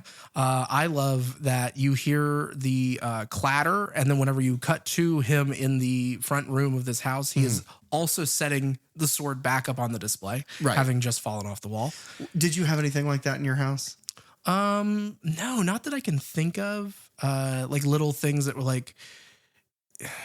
You mean like as a display, or you mean as like, oh yeah, that's the board that squeaks? So yeah, at my house, it was two things. For a while, there was a weather stripping. My parents' house has like the double front doors. One of them is like kind of locked in place. The other one is the door. But the one of the locks for the longest time, if you put the key in and turned it, it would come right out. Okay. So it was like, do not use that fucking lock. Only the top lock. And it's like, word, okay. But then the other thing is that if you walked in, they have this big rug in the front. We've had dogs in that house for a long time. Dogs like to be by the front door. It's also a good place to wipe your shoes. So it's this big rug. But my parents have like soft wooden floors, like soft in that they don't have a lot of friction. So the rug would pull and move all the time. So you would go into the house, not using the top lock. You would or not using the handle lock. You would go inside and you would go, oh, fuck. And you'd slip a little bit on that rug and have to reposition it. The lock's fixed, but that rug is still fucking there. And that's why that makes me smile so much is like, oh yeah, I also grew up in a weird eccentric family where it was like, don't slip on the fucking rug, take your shoes off. It's like, okay. I love things like that in movies. In a completely different sort of example, it's one of my favorite running bits in The Hateful Eight, where anytime somebody tries to get into the door once the blizzard has happened, they've nailed it shut because the latch is broken. And so the wind keeps just whipping it open. And so anybody banging on that door, everyone else inside just screams like, you have to kick it open. And they kick it open and it's like, you got to nail it shut. And you're going to have to use two boards. One's not enough. But they say it over every time. over and over again. That's a very Tarantino thing. Yes. Yeah. Another example of that is like the original Addams Family TV series is like every time somebody opens the door, they're attacked by something. Gomez is shooting a crossbow at them. There's an alligator somewhere. Yeah. Yeah. Good bits, you know? You know, that's actually the thing that Carly grew up around. Yeah. Her father would constantly shoot crossbows at her. Right. Carly is the Addams Family. That's what it, yeah, I would have believed that. 100%. This is our clip. He brings home the mysterious creature called a mogwai. But you pointed out to me that right before the scene, Billy does something absolutely psychotic. Yeah, because he's handed this big box that's already pre-wrapped. It's got a bow on top, and he's just like, "Oh, what is it? Is it a bird cage?" And then immediately starts shaking it. Like he shakes it like a psycho. He shakes it so hard. So like, if it was a bird, Billy, it's dead. You killed your bird. Billy named his bird Agnes and then killed it. But yes, we get our little introduction between Billy and Gizmo to the family. We get a reintroduction of the rules.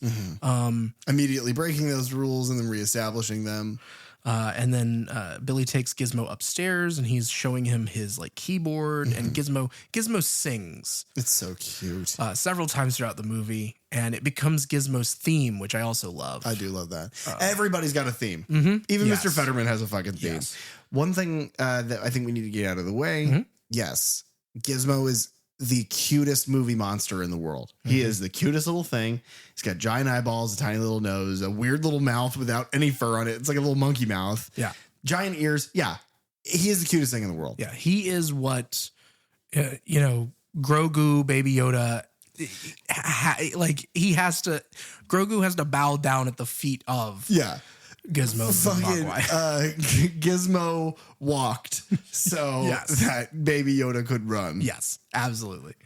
Or float in that little carrier thing. That's what Gizmo needs. He needs like a little like Oh, pram. yeah. Yeah. That'll be in Gremlins 3. And Billy is a straight up Mandalorian, but he's doing the thing of like, how do these work? And then accidentally like setting off a blaster. And he's like, sorry, everyone, because he's just a dumbass. Speaking of like Billy, so the next morning, I love these little moments. We get several of them throughout the movie of both Billy and Lynn, his mother, trying to support Rand and his inventions. Oh my God, yeah. And I love it because it just reiterates this like lived in, they want to support him, they try and use it, and it always kind of works at first. And then his fucking, yeah. I guess we should establish that Randy Peltzer is like a self-proclaimed inventor. Right. But he invents stupid stuff that you don't need. Yeah. That's exclusively what he does. Yeah. So Billy tries to use this juicer, which is like an orange juicer, but you put a whole uncut orange into it and it's supposed to just work. And it works for 5 seconds. And then it bursts all over him. But I there's several of these moments throughout the movie, and I find them endearing. Yeah. We're also introduced to Pete Fontaine. Like a neighborhood kid Yeah. who has like a bunch of odd jobs. He's dressed up like a Christmas tree because he's selling trees in the town square. Yeah, for his dad's Christmas tree lot, and he's dropping off the Peltzer's Christmas tree. Pete is played by Corey Feldman, who we have spoken about for Halloween. We have spoken about for Friday the 13th, the final chapter. Yeah. But he was also in The Goonies, in Stand By Me, and in the film I have still yet to see, guys, The Lost Boys. That's true. He's great. Corey Feldman was great in everything. Yeah. He's also in fucking everything. Kind of underused in this. Like he has a couple scenes and then kind of disappears. I think he's used the right amount. Yes. Because if he were the main character, Billy needs to be older to have the agency to do the things that he does. And originally Billy was written younger, which is why he is friends with Pete. Yeah. Then that didn't get rewritten or changed whenever it got rewritten for, I think for it Billy. works But fine. I think it works fine. A neighborhood kid that looks up to Billy. Billy humors him, lets him sit in the room. Yeah. We should also establish that Billy's bedroom is fucking awesome. It's an entire converted attic. Yeah, it's cool as hell. Oh, yeah. Filled with mice, apparently, according to Chris Columbus. Yeah. And this is, we don't see it, but we do hear it whenever Pete closes the door, having come into the Peltzer's house, we hear the sword clatter off the wall. Hilarious. Comedy works in threes. Yeah. The juicer, after exploding, is now leaking like ground up orange rind onto the counter. And Pete's like, well, kind of works. And it's like, it's just so funny. I love it so much. But Billy takes Pete upstairs to see Gizmo. Gizmo is watching, I had to look it up. It's a movie called To Please a Woman from 1950, but it has Clark Gable in it. Yes. And it is something that kind of pays off at the end of the movie for Gizmo. Gizmo is adorable and sings for Pete, and then just through an accident.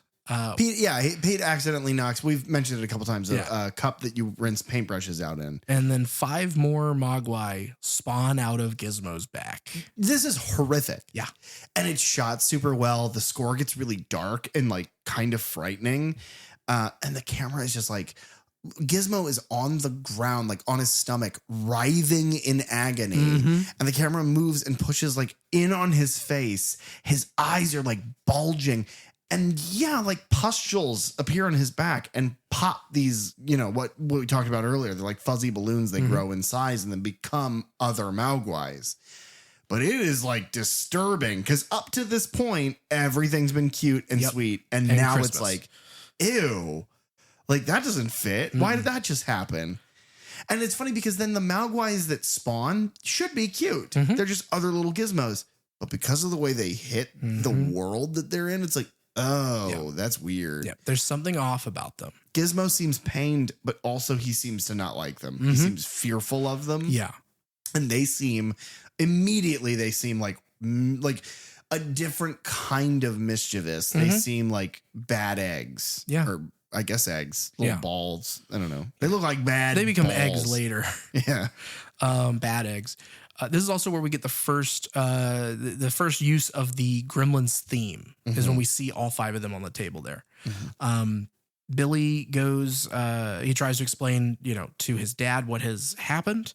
And Rand, like you said before, immediately sees it as a business venture. Ever the capitalist is like, I'm going to ruin these things' health so I can make more and sell them. But we get a little moment that night whenever Billy goes to bed, and it's like Gizmo sleeps in the bed with him and with the dog Barney, and then the rest of them sleep like in this like box. It almost seems to be like in the bottom drawer of his like. Yeah, it's like a sardine can. Yeah, Yeah. they're all like laid next to each other with one blanket. Yeah. And one of them, Stripe, kind of you see him open his eyes when they're all supposed to be sleeping. He's the one with the mohawk. Yeah. Yeah. He's the Mohawk Mogwai. That's good. I like that. Yeah. But Billy wakes up hearing the dog whining. And he goes outside, and Barney has been strung up on the front porch by Christmas lights. Yeah. And the next day they blame Miss Deagle. Yeah. At first, I straight up thought that they hanged him Right. to death. The Right. dog seems like he's dead. Yeah. But He no. says any more time and Barney was just frozen out there. And it's like, yeah. What happened yesterday that sticks out to you? I'm not thinking about Miss Deagle. I'm thinking about this little thing that gave back birth. Yeah. Do you know what I mean? Ugh. Yeah. Yeah, I'm not happy I had to say it. Man, don't like it. I don't like looking at it. But the later scene is worse. Oh, it's this much at worse. least it's hidden under some fur. Yeah, the where it goes later is much worse. The Billy the next day then takes one of those Mogwai in a box to his former elementary school science teacher, Roy Hansen. Which, you know what's funny? Typically, I would roll my eyes at the inclusion of this character, but then you see Stranger Things. And like, even in the later seasons, they keep going back to that, their teacher, Mr. Clark. Yeah, they keep going back to him and he keeps helping them solve problems. And it's like, okay. Yeah. If you're an educated person, like, great. I like this actor. He's great. Yeah. Yeah. I mean, it's not too far of a stretch because how many people do you know in your life, Right, who you're like, oh, well, they might know the science behind this thing, or they might be able to help me figure out a thing. Well, my sister, Oh yeah, she she is is a bona fide scientist. she is the one to go to at this point. Yeah. Roy Hansen is played by Glenn Turman. He's done a lot of other stuff, some blaxploitation stuff in the 70s and 80s. But later, way later, he is in Super 8 in 2011. He is in John Dies at the End in 2012, and he is in the Bumblebee Transformers movie in 2018. Interesting. But yeah, Billy takes this Mogwai, and even though, like, I don't know that he immediately needed to show him, I mean, I guess to prove that it happens, but he takes the little eyedropper and drops, some water on him and creates a second Mogwai. And it's like, well, couldn't you just have brought two of them and been like, hey, this came out of that one? Like, Yeah, or be like, hey, you do it. yeah. Like, I don't want to do it again. But no, all the humans in this movie, all the Peltzers are like, I don't fucking care. Just make more of those torture things. them. Look, I know there were only 3 rules and we're breaking one of them right now. Make them shit out their But just little do it. babies. Yeah, it's fucking terrifying. It's passionless. And so he leaves one of them with the teacher in order to, he's going to do some, experiments on him later. Well, and the problem is that the experiment is also like, he's like, oh, I'm taking your blood. Yeah. He's like, give me your little hand. And the little Mogwai sticks his hand out. He's like, I'm taking your blood. And it's like, what the fuck, dude? That's like, why on earth would somebody be like, yeah, this puppy's like got this weird thing going on? It's like, I'm taking his blood. Blood test. But yeah. Also, what are you testing the blood for? Well, it's got midichlorians. Fuck you. It's the only thing you can Fuck test blood Fuck for. you. Look, there's 2 types of blood tests. There's midichlorian tests and there's thing tests. That's true. Okay, who wins in a fight? Gizmo or Watto? Oh man. It's Gizmo. It's probably Gizmo. Yeah, Watto's like a smoker. He's old. Yeah. Billy stops by the pub to help Kate send Mr. Futterman home, who has been, he's had far too many. Yeah, and this kind of solidifies in their world the word gremlins. Gremlins, I guess, is a sort of nomenclature for things, apparatus used in vehicles or major hardware that don't work right. Pieces that are broken that affect the whole. Yeah, it was a term, I think, coined in World War II, and it was thought of as like the Germans were purposefully kind of putting these things in our machinery to sabotage us. Yeah. But that's kind of where the word gremlin gets introduced in this movie. But outside of that, it's just establishing that the fucking he's a drunk. Yeah. He's going to drive his tractor home, which doesn't work. But they thankfully talk him away from that. Yeah. It still ends up home. Is that the next day? Maybe he goes back and gets it. He gets an Uber. He's like, I got to get my tractor. Do you think he does Ubers in that tractor? Yeah. That's awesome. He's like, if you have a family of more than, just the one to sit with him in the cab, he picks you up in the bucket. Oh, or I was going to say, it's like your Uber is a hayride. Oh, that's fun. And he's like, yeah, and over there is a building. And they're like, are you like a tour guide? He's like, no, I don't know anything about this town. He's like, if I knew anything about this town, I drank it away years ago. I have no idea. Billy then walks Kate home. And this is kind of our first inkling that, she does not like this holiday. We don't know a reason yet, but she does not celebrate Christmas. She does not feel happy around Christmas. Yeah, that thing I said earlier about you is a quote from this movie, which is if you don't like President's Day, people or Thanksgiving. Yeah, people say nothing. But if you hate Christmas, people look at you like a freak. Yeah. And it's, she explains the kind of fact of, there are a lot of people who get depressed around the holidays because, what is it? Seasonal depression. Yeah. And so I don't know, watching it this week, it was kind of that, like I said, it was kind of that thing of like, it opened my eyes a little bit of like, oh, is this where it started for me? Like, did I either find something in this movie or did it sit in my brain to go like, oh, if like, I'm not the only one who doesn't necessarily feel wonderful around the holidays sort of thing. Yeah. At least at different points in my life. I think she expresses it in this one in a way that's relatable. Later on, it becomes much less relatable. But the big takeaway here is that he invites her out on a date, which she is obviously excited for. So it's like, in the beginning, it's very clear that he's interested in her. He's very like kind of like doughy eyed around her. And then when she reciprocates, it's like, oh, okay. Romantic interest. That's great. Back home, Stripe and the other Mogwai then trick Billy into feeding them after midnight. In your least favorite scene. Yes. So he's like, drawing or hanging out with Gizmo and they're like being loud. And so he's like, okay, I've already fed you, but I guess I'll go get, something. It's also nobody questions the fact that the Mogwai can fucking speak English. Yeah. Because they're like, hungry, yummy, yummy. And he's like, oh, you guys are hungry because you said that word. And that, sure. If somebody gave me a hamster and it looked up and was like, sup, homie, it'd be like, oh, what are you doing in here? How come you can talk? Would you immediately like spray some water on it just to see what happened? No, brother. I'd have him guest on this show. that is true. You and I said, and folks at home, once Buddy drops the whole facade and he exposes, Buddy is my dog. Once he exposes the fact that he is the thing, and he can speak English, we're having him on the show. A talking dog talking about horror movies. Absolutely. Fantastic. It's going to be the 4th channel.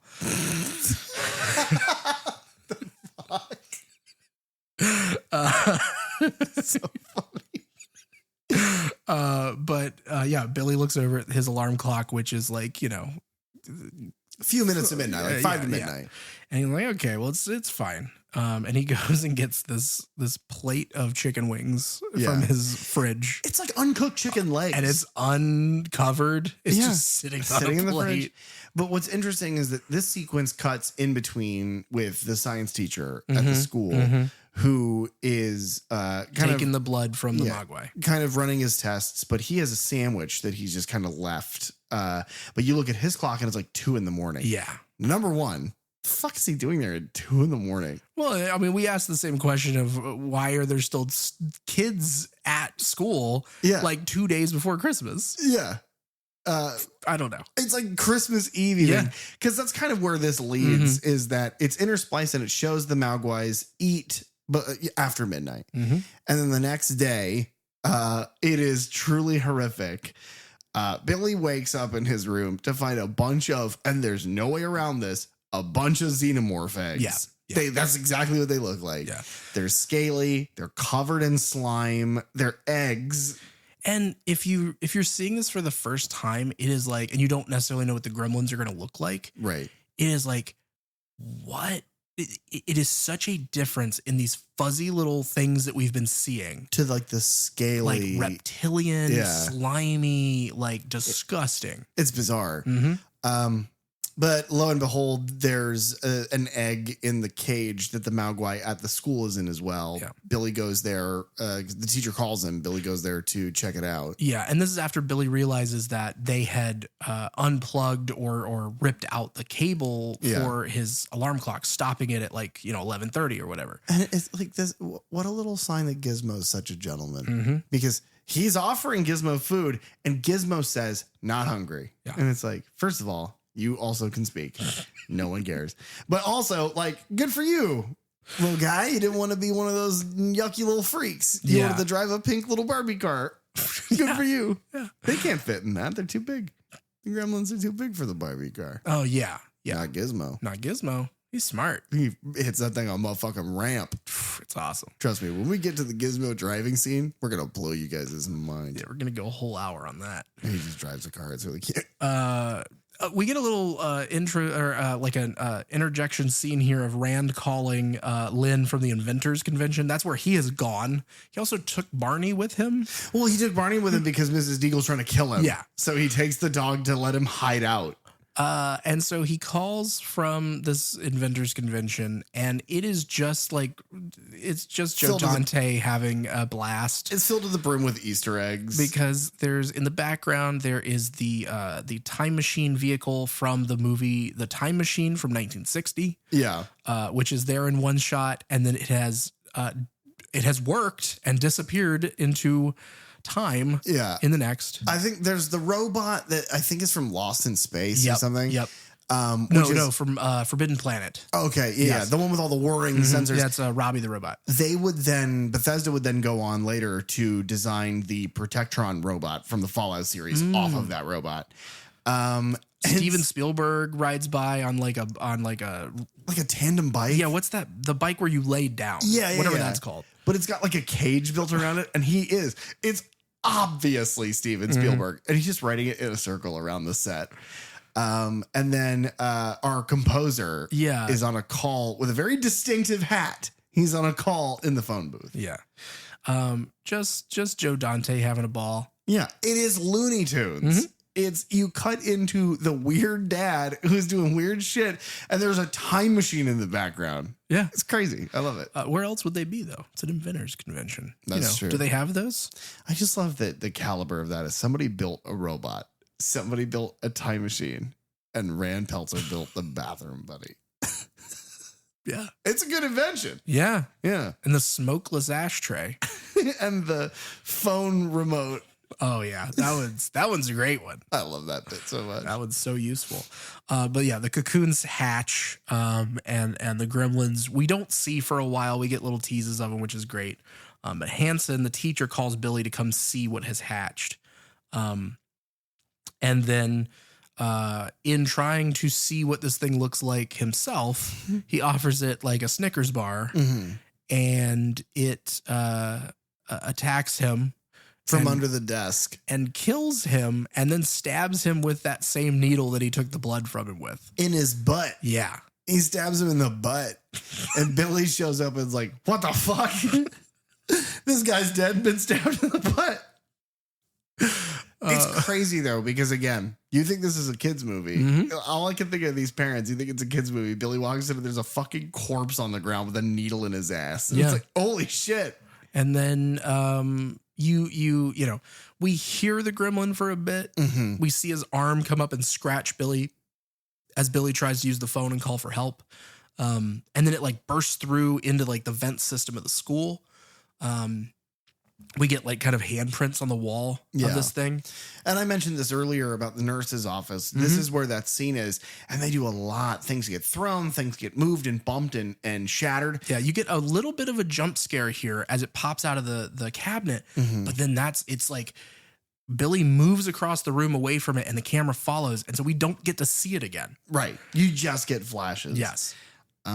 Meanwhile, at home at the Peltzer house, those eggs have also hatched. Yes. And Mrs. Peltzer is there alone.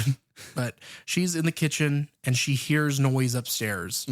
And so having already seen what these weird eggs look like and not knowing exactly what's going on, she smartly grabs a knife. Yes. And she goes upstairs. Which has a payoff. Yeah.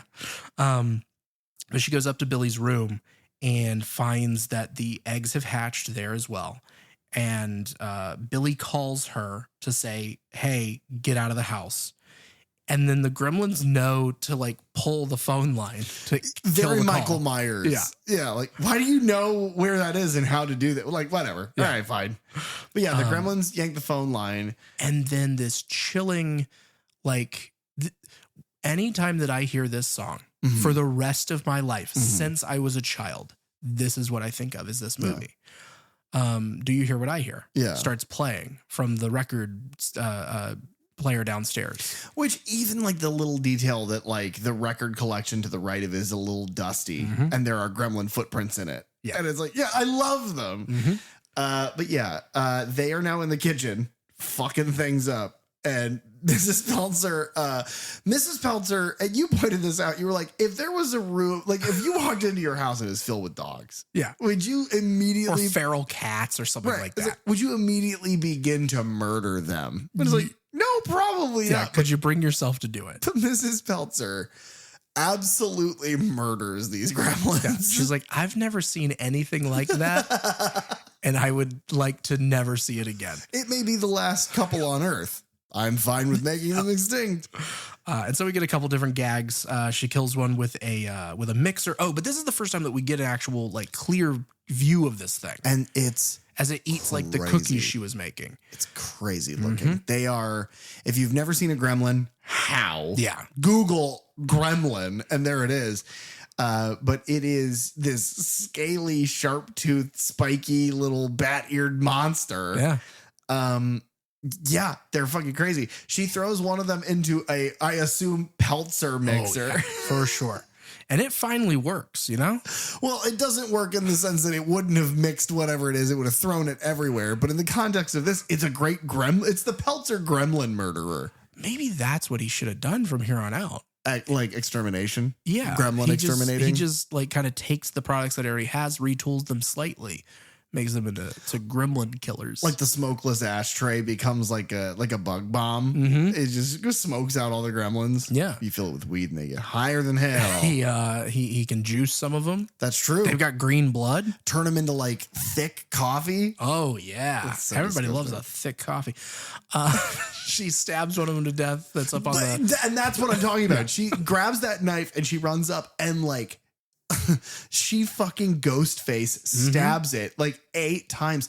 But the camera, you'll see it behind her and it is twitching like it is still dying. Yeah, there was more to that effect, I believe, and they cut it because it was just too much. It's amazing. But you get to see that little bit of it in the background. As she, of course, then shoves another one into a microwave Which explodes. and it explodes. Yeah. It's very wet. One of them is in the Christmas tree and it attacks her. Yes. Now, okay, so looking at this Christmas tree, you did a Christmas tree, I assume. Did you get a real tree growing up or did you do a fake tree? Always a real one. Oh, so we always did fake. Only in my adulthood has my mother started to do a fake one because she has very, very high end fake one that you could not tell looking. But my entire child, it was like a tradition. There is a Chick-fil-A, which, you know, Jesus chicken. Yeah. There's a Jesus chicken by our house, or my childhood home that goes ham for Christmas. Yeah. Like tens of thousands of dollars worth of Christmas lights. It's like theme park level Christmas decorations on a Chick-fil-A fast food restaurant. Right. And it's insane. They do events there. Like choirs will go and sing there. They have like DJs and shit. But we would go. But not on Sundays. because of Jesus. But they would go, we as a family would go to the parking lot of the Lowe's that was there, get the tree, then go to Chick-fil-A, enjoy a meal, drive it home, set it up. And it was kind of miserable. It's the one holiday tradition I didn't love doing. It's boring. Took a long, I like the Chick-fil-A element of it because, you know, chicken and Jesus. But outside of that, you know, now I just like turkey and the devil. It's going to be the name of your like biography, Turkey and the Devil. Oh, because I'm the turkey. Yeah. Because I'm very white. Sure. I'm very white. That's what I meant. Yeah, man. Yeah, fake tree. we always had a fake tree. And we also had like growing up, we had one where it was like, it was before pre-lit, it was before all that. It's like you had the you know, stalk in the middle. And then you had these like probably 6 to 8 different sized arms, like limbs, that you then had to physically bring all the little bristles out of and then set into their color coordinated so that it was, you know, big to small going up. Yeah. You put it all together. But when we like growing up, like it was super realistic. It was super thick. Like you could stand and look at it from one side and you couldn't see out the other side of the tree. Yeah. And we would, I mean, just wrap that thing in so many lights. And we had, we always did, like Hallmark ornaments every year. Like my brother and I would get a different Hallmark ornament. Very my cool, my yeah, mom yeah. would buy us. And eventually like it just got older and like, you know, more and more bristles kind of fell off of it. And we eventually were like, I guess we'll get rid of it and we'll get one of these pre-lit trees. And then it felt like every 2 years we were having to buy another pre-lit tree because like strands would go out on it. They never looked good. I don't mean to sound like this, but it truly, I believe, is because they just don't make things like they used to. Yeah. Because my grandparents had a fake one, and their fake one lasted so long that it was then gifted because they downsized. They got just a tiny one. My grandparents are in their 80s. They can't set it all up anymore. But they got a smaller one and they gifted that big fake one that they have had since the 90s, the early 90s, to my sister. Wow. And so far as I am aware, it still works. Yeah. We have one in our home, and my mother got me an ornament this year that is a Hallmark ornament, but it's Jason. Oh, Jason nice. Voorhees from part 6 because he's like, it's the right mask, it's the right clothes, but he's zombie faced. Nice. It's wonderful. Yeah. Yeah. We eventually just kind of stopped putting up a tree, I think, at my parents' house. Because it just wasn't the same anymore. Yeah. And then, you know, my brother and I had moved out and it wasn't, you know. If you guys want to support the show, we have links in our description and our bio. I think it's like, we call it buy it like a cup of coffee or something. You can always support us if you can. Obviously the economy and times are tough and don't worry about it. We don't need it. But if you ever want to, that'd be great.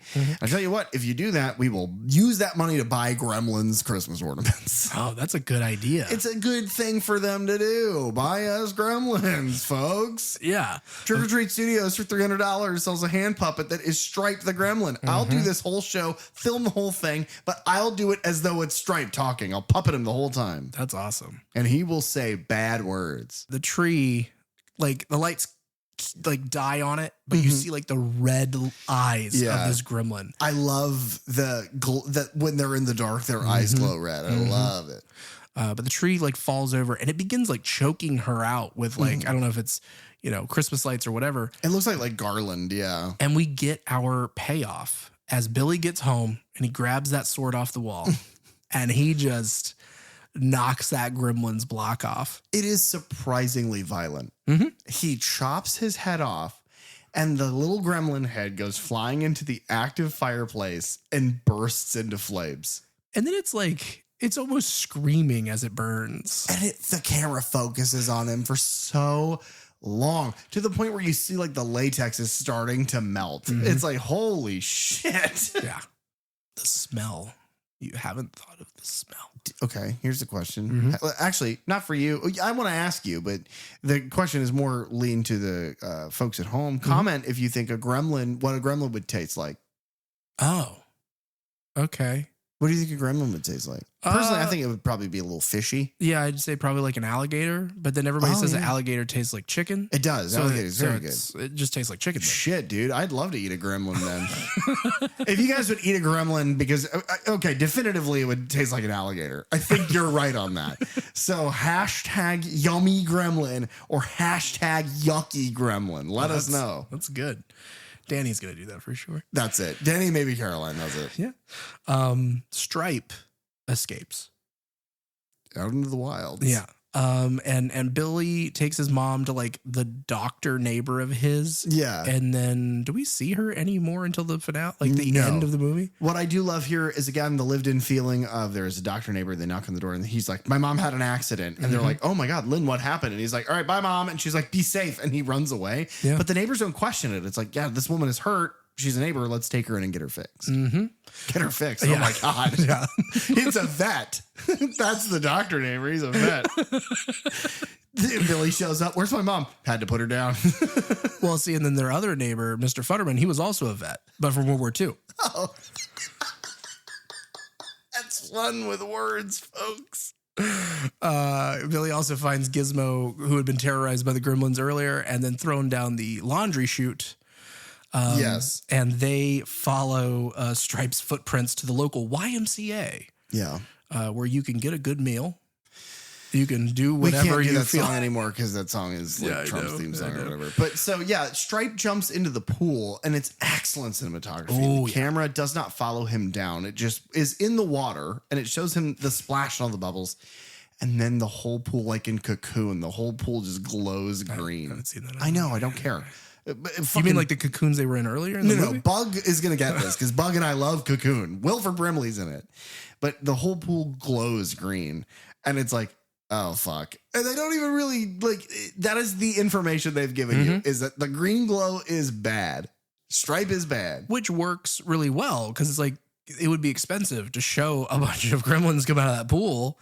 But instead it's just like, throw some dry ice in there, shine some lights, and that's it. Like, we know what'll happen. We can suggest without showing.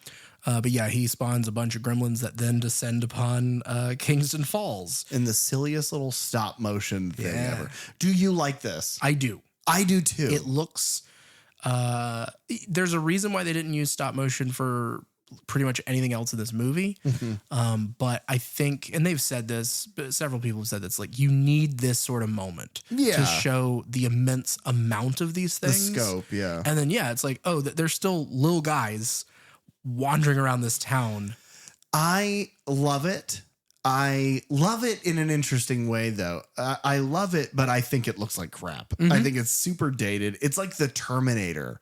When the Terminator is stop motion, it looks so bad. It's like, yeah, this looks terrible, but it is so fucking cute.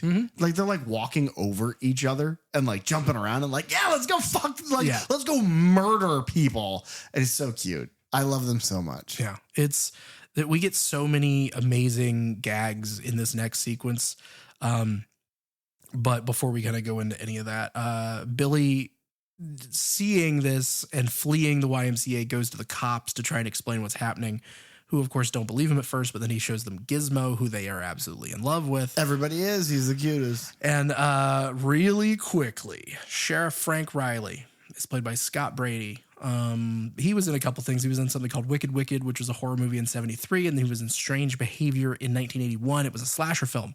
More importantly, Yes. Deputy Brent Fry is played by Jonathan Banks, Yes.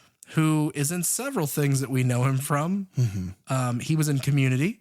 Yeah, I know him from three things. I know him from Community. I know him from Breaking Bad and Better Call Saul as Mike Ehrmantraut. And then I know him as in Batman Arkham Knight. He is the voice of Jim Gordon. Yes, he is. And let me tell you, he is an exceptional performer as one kind of character. Yeah. A fucking badass. Yeah. He's also the voice of Britt in Invincible. Is he? I think in season 3. I've only seen the first season of that show. It's very good. Love that show. Aaron Paul's in the... That's interesting. It's like a little reunion. Yeah. That was wild to realize whenever I was doing research. And then as we were watching today, I was just like, oh man, I hope he doesn't realize so that I can break all this to him. No, it's And, the second he opened his mouth. Yep. I was like, holy shit. Because he looks very young in this, but Yes. his demeanor, his voice, none of it's changed. But they get a call about people are being horribly injured.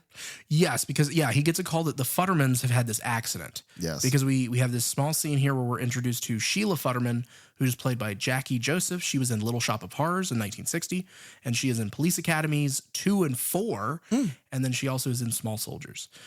She probably has more little bit parts in Dante stuff as well because he loves his bit actors. His stable. Yeah. She's adorable. They're adorable. At one point, the Gremlins are on their roof fucking with their satellite antenna. Yeah. And he's like, can you stop fucking with the thing? And she's like, well, you have the thing over there. And then their house gets fucking bulldozed because of the tractor that fucking he has. The Gremlins get in it and they drive it through the house. Now you pointed out that they get like the blade of that little like lifter on the tractor gets like lethally close to those people. Way too close. There's too a close. shot from inside that house, and I'm sure it's stunt actors or whatever running away. But yeah, it just looks way too close. And like, if they had tripped on something or if the stunt driver had just gassed it just a little too quickly, something bad could have happened. But Hey man, it's 83. Ain't no fucking rules when they're shooting this shit. But I love this line where he's like, they're here. The Gremlins are here. And then it's assumed that they fucking die. yes. ... It's It's a good tease. Thank you. I wonder what it could mean. But then there are a lot of great gags in this next sequence. There's the public mailbox that a couple guys are trying to put mail into and they get attacked. Interesting factoid about one of these people. It's one of the people from the bank. His name is Mr. Anderson. I know this fact and I don't know why. Mr. Anderson is played by Harry Carey Jr. Okay. Harry Carey Sr. is the guy, the sports announcer for like the Chicago Bears and whatnot with the giant glasses, who Will Ferrell does the impression of, where he's like, if the moon was made out of spare ribs, would you eat? That's his son. Plays Mr. Anderson from the bank. Weird. Yeah. This is a good point that like pretty much every little background character that we've seen in the town square, Pete's dad, in the bank, any of that, they all show up in different scenes. And it's the same thing as like Mr. Fetterman. We have seen like in 3 different locations at different times doing different things. Feels very small town. Yeah.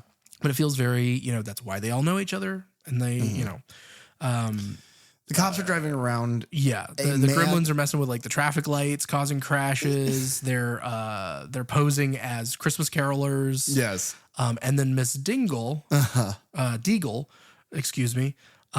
She is one very upset that carolers are outside of her house because she hates Christmas. Yeah. She rides down like an accessible like ramp, like car thing, like an elevator. It's like a chair riser for her stairs, right? That's attached to the wall. And so she rides that down, goes to feed her cats because she is an old widowed spinster. Yeah. You pointed out to me that all of her cats are named after a different kind of money. Yes. Yeah. And then she goes out to throw a pitcher of water on the carolers that are outside of her house in the snow. And then they're gremlins.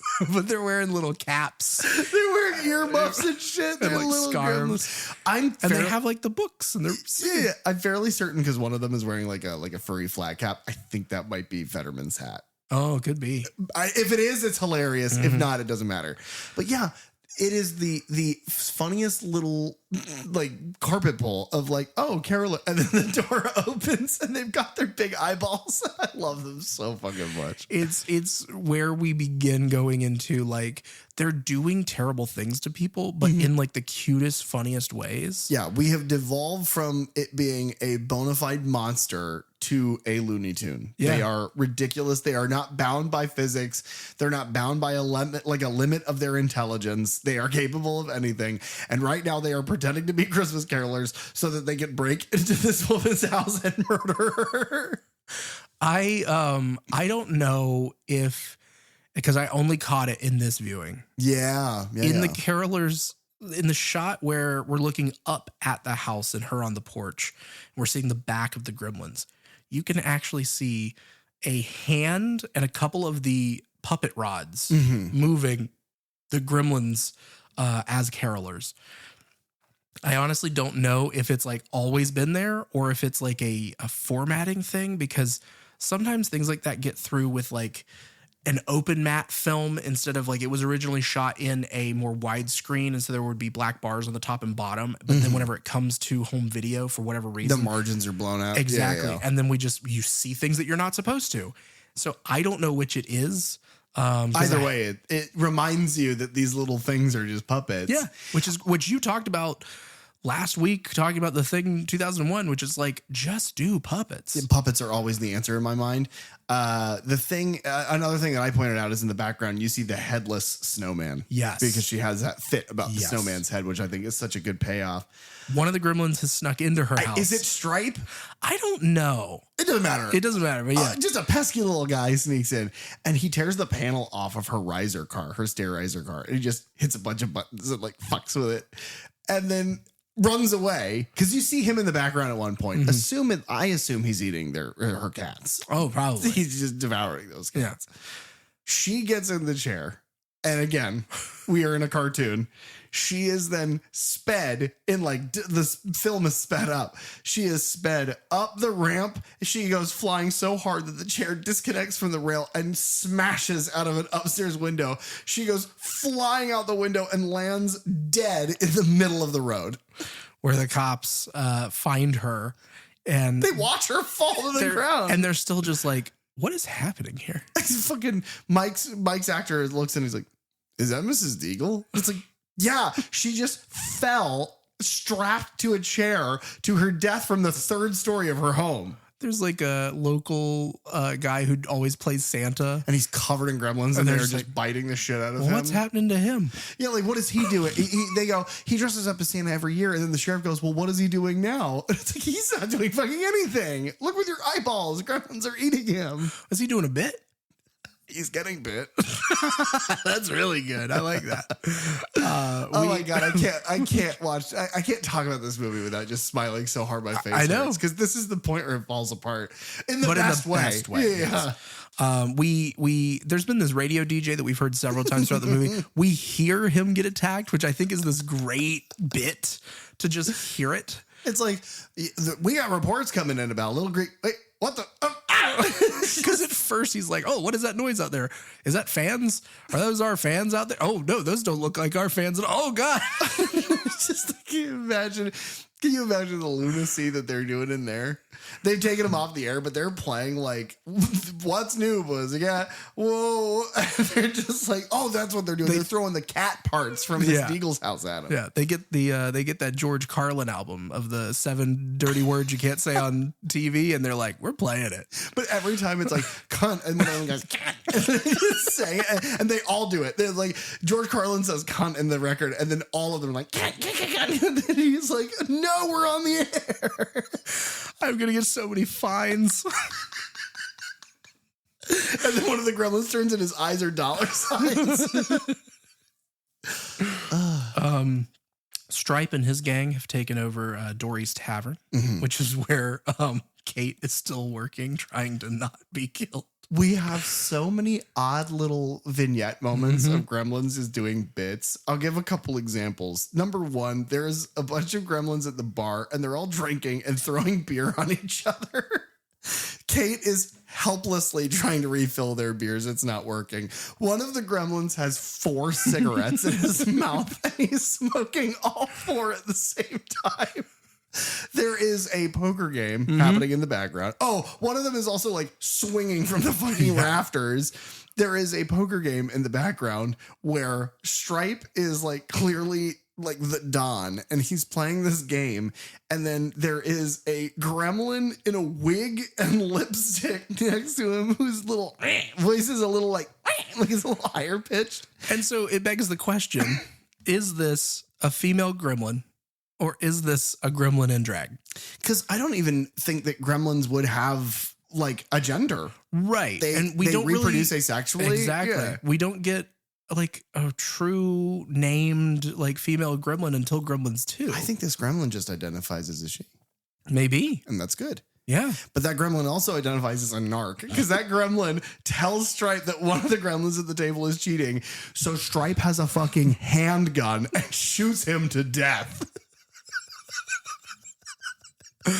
That's what I'm saying. In the beginning, the gremlins were like biting and scratching people from the dark, like a monster. Yeah. And now he is Stripe is smoking a cigarette, playing poker. And he takes a revolver like a fucking like a film noir. Yes. But speaking of a film noir, we then, for no reason at all, yeah, it's like they're listening to music. the music changes to like old like trumpet like film noir music, and we cut to a lone gremlin who is wearing a fedora, and he's got a cigarette and he's got a scotch, and he's just he's doing like a Humphrey Bogart thing. He's like solemnly staring. He's like crying. Like they push it on his face and he's got tears. And then another gremlin comes up. For no reason, with puppets. The puppet of the gremlin is puppeting puppets. And he's like, the gremlin fucking shoots him. So there's a bunch of gremlins. They're all drunk. They're all smoking. They all have guns. And they're holding Phoebe Cates hostage. There's a flasher gremlin.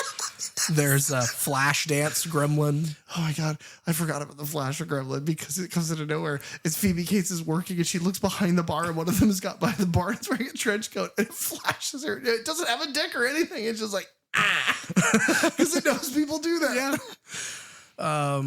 Yeah. This is an amazing little scene. Phoebe or Kate, weird. Phoebe Kate. Yeah. She like is trying to light the cigarettes of that one who's smoking the whole pack at once. Yeah. And he's like going away from the flame. Yeah, and so she realizes, oh, okay. And so she picks up a instant camera and she starts taking pictures. Snapping pictures with and the flash. The flash makes them all drop behind the counter, drop behind the bar. And as she's trying to leave, she uses this moment, and there's one in like a ski mask with a gun that holds her up at the door. Yeah. And it's about to shoot her as Billy arrives and bursts in, and they get away. But they get away in the stupidest way because he's managed to get his shitty Volkswagen that's still covered in snow to start, parks it outside of the bar, and then turns it off. So they get back in it and they try to turn it back on and it does not work again. And so then they just like run across the street to the bank. And they hide where, okay, again, this is the scene that Spielberg wanted gone. And Dante was like, no. Yeah. And it is so unintentionally hilarious. So Phoebe Cates launches into this story about how her father, one Christmas, dressed up as Santa and was physically bringing gifts down their chimney. And he broke his neck and died. And that morning, she found him dead. And so her dad died. And that's also how she found out that Santa Claus isn't real. Yeah. But number one, that story is ridiculous and fucking hilarious. But number two, it is delivered in the most melodramatic, like saddest way possible. And every sentence is punctuated by gremlins in the background screaming and gunshots.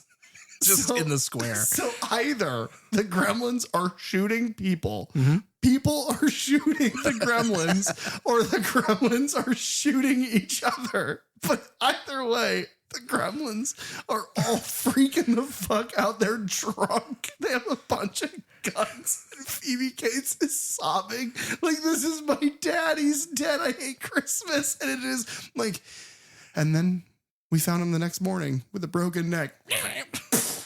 Just like, what the fuck, dude? Two things. One, do you think that she feels responsible in any way for all the gremlins out there who she's been filling full of booze for the last hour? No, that would be like a survivor's guilt. I think she's fine. Okay, so it's just about her father dying. It's about her dead dad, yeah. Okay. The other thing I will say is this is another one where this scene, this whole idea has stuck in my child brain. Because I'm sure I saw this, like, I was less than 10 years old probably seeing this. Sure. And it's like, it has stuck with me forever. It is like, to me, I've never really noticed until like this week, those noises in the background. I am just like locked in on this story of just tragedy happening at Christmas. And it has stuck with me forever. Is that like your deepest, darkest fear is that your dad's going to break his neck climbing down your chimney? We live in Florida. We don't have chimneys, but We did too. I was just going to say that as an aside, but yeah, I'm one of those weird Florida families where my parents have a fireplace. They use it once every year. Yeah, same. Yeah, that was my biggest fear. Yeah, their fireplace they used to just burn up all their trash once a year. It is so funny. And I was like, it's playing. And I think because maybe your childhood and watching this movie, you were like quiet during this. And I just take it seriously, man. I really like her. And so I just lock she's in. great. But your silence was so juxtaposed. I was crying. To the cackling. I was holding my stomach. I was laughing so fucking hard because it's like the very first thing she says is, I lost my father on Christmas, and you hear a gunshot go off in the background. And it's like in any other movie, if it was like a war going on outside or like gang violence or some horrible like gangs in New York or something, it would be really impactful. But to know it's those little fucking idiots is the funniest fucking thing in the world. Okay. Like I see it. I get it now. Yeah. But in the moment I was just like, really, dude? Yeah. Really? It's hilarious. But they have Gizmo. And they escape. They leave the bank after it gets quiet outside. Yes. They leave the bank and they decide to go find Stripe. Yeah. They're trying to find where all the Gremlins have gone because they come out into the square and it's like quiet. Right. And so they're like, Billy's like, oh, well, it's getting close to morning to sunrise. So they're probably hiding out somewhere where it's dark. And they find them in the local theater. We also get this one little bit scene where Rand is on his way home from the convention and he's at a gas station trying to sell a smokeless ashtray to the guy who works there. That gas station attendant is played by Kenneth Tobey, who starred in many classic monster movies, including The Thing from Another World from 1951. Amazing. Yeah. I don't know how we do this. I don't know. That's amazing. We're the best show on television. I just keep digging. Come on, Tubi, sponsor us up. No, it's crazy too because you pointed this out because I wouldn't have noticed this. The guy, the gas station attendant, is smoking a cigarette and he has a toothpick in his mouth. Like the douchiest things ever. But they so Billy, Kate, and Gizmo end up at this theater and they find all the Gremlins are in there. And there's a bunch of gags here as well of them, you know, eating and throwing popcorn and snacks and things, messing. They destroy one of the film projectors, but then they kick the other one. They actually get it up and running, and it starts playing the Snow White and the Seven Dwarfs, the Disney classic. It has to be because that was like public domain at that point. No. They paid the rights for that? They must have had to. It's fucking crazy. And yeah, that is crazy. And it's like, I mean, why not use a Warner Brothers movie? That's what I'm thinking. But this is one of those weird times because I had to look it up. I was like, when did Who Framed Roger Rabbit come out? Because I know Steven Spielberg like had a hand in getting the deal made between Warner Brothers and Disney to have both characters in the. And so I was like, oh, that came out in like 88. So that's years from now. Yeah. And so I don't know if Spielberg just has that kind of pull, or if Disney in the early 80s was that hard up for money of like, yeah, we'll license to play the scene in your movie. Probably a combination of those things. Like, I don't know. It's weird. But my favorite gag in this is that one of the Gremlins, there's like a curtain like pull, like a golden braided curtain pull. And one of the Gremlins has torn it from the ceiling and is swinging on it like Tarzan. Oh my God. They're so cute. Yeah. And they start singing along with Hi Ho. As Billy and Kate and Gizmo come in. Gizmo is also singing it. Yes. He's like, he can't help it. Oh, yeah. There's just something about that tune. I love in this scene because you get to see, obviously it's like the Gremlins in the first few rows are like the really hyper detailed ones, the ones that we've seen from the bar. So you get like the Flasher Gremlin is there, like all the guys that we've already seen. Yeah. And then like the further back you go, it's like they're less and less detailed because it's like, who cares? You're not going to see them. At the end, they're just like silhouette cutouts. Yeah. But they decide of like, oh, where is the boiler room?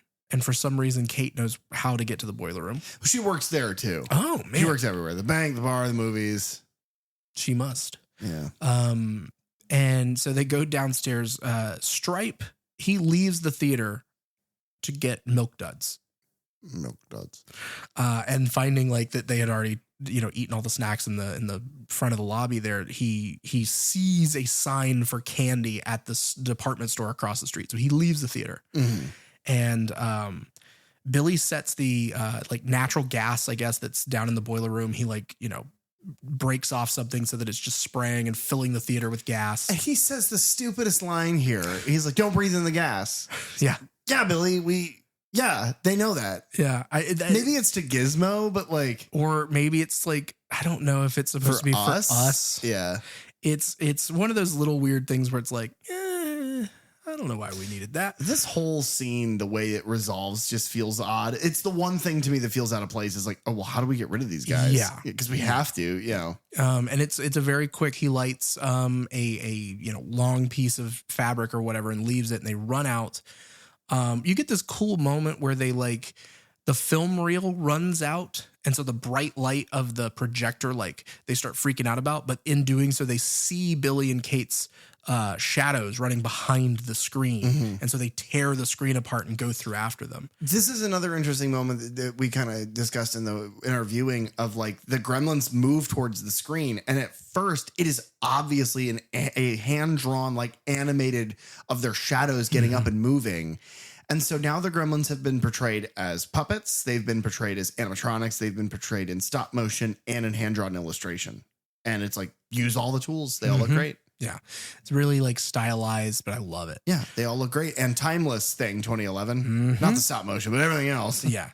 But they chase Billy and Kate, who then barricade the door, and the theater explodes, killing presumably all the gremlins except for Stripe, who makes his steps. It's that thing of like he's arms full of candy, licorice sticking out of his mouth, and his jaw just kind of drops. Just like, that could have been me. They killed all my friends.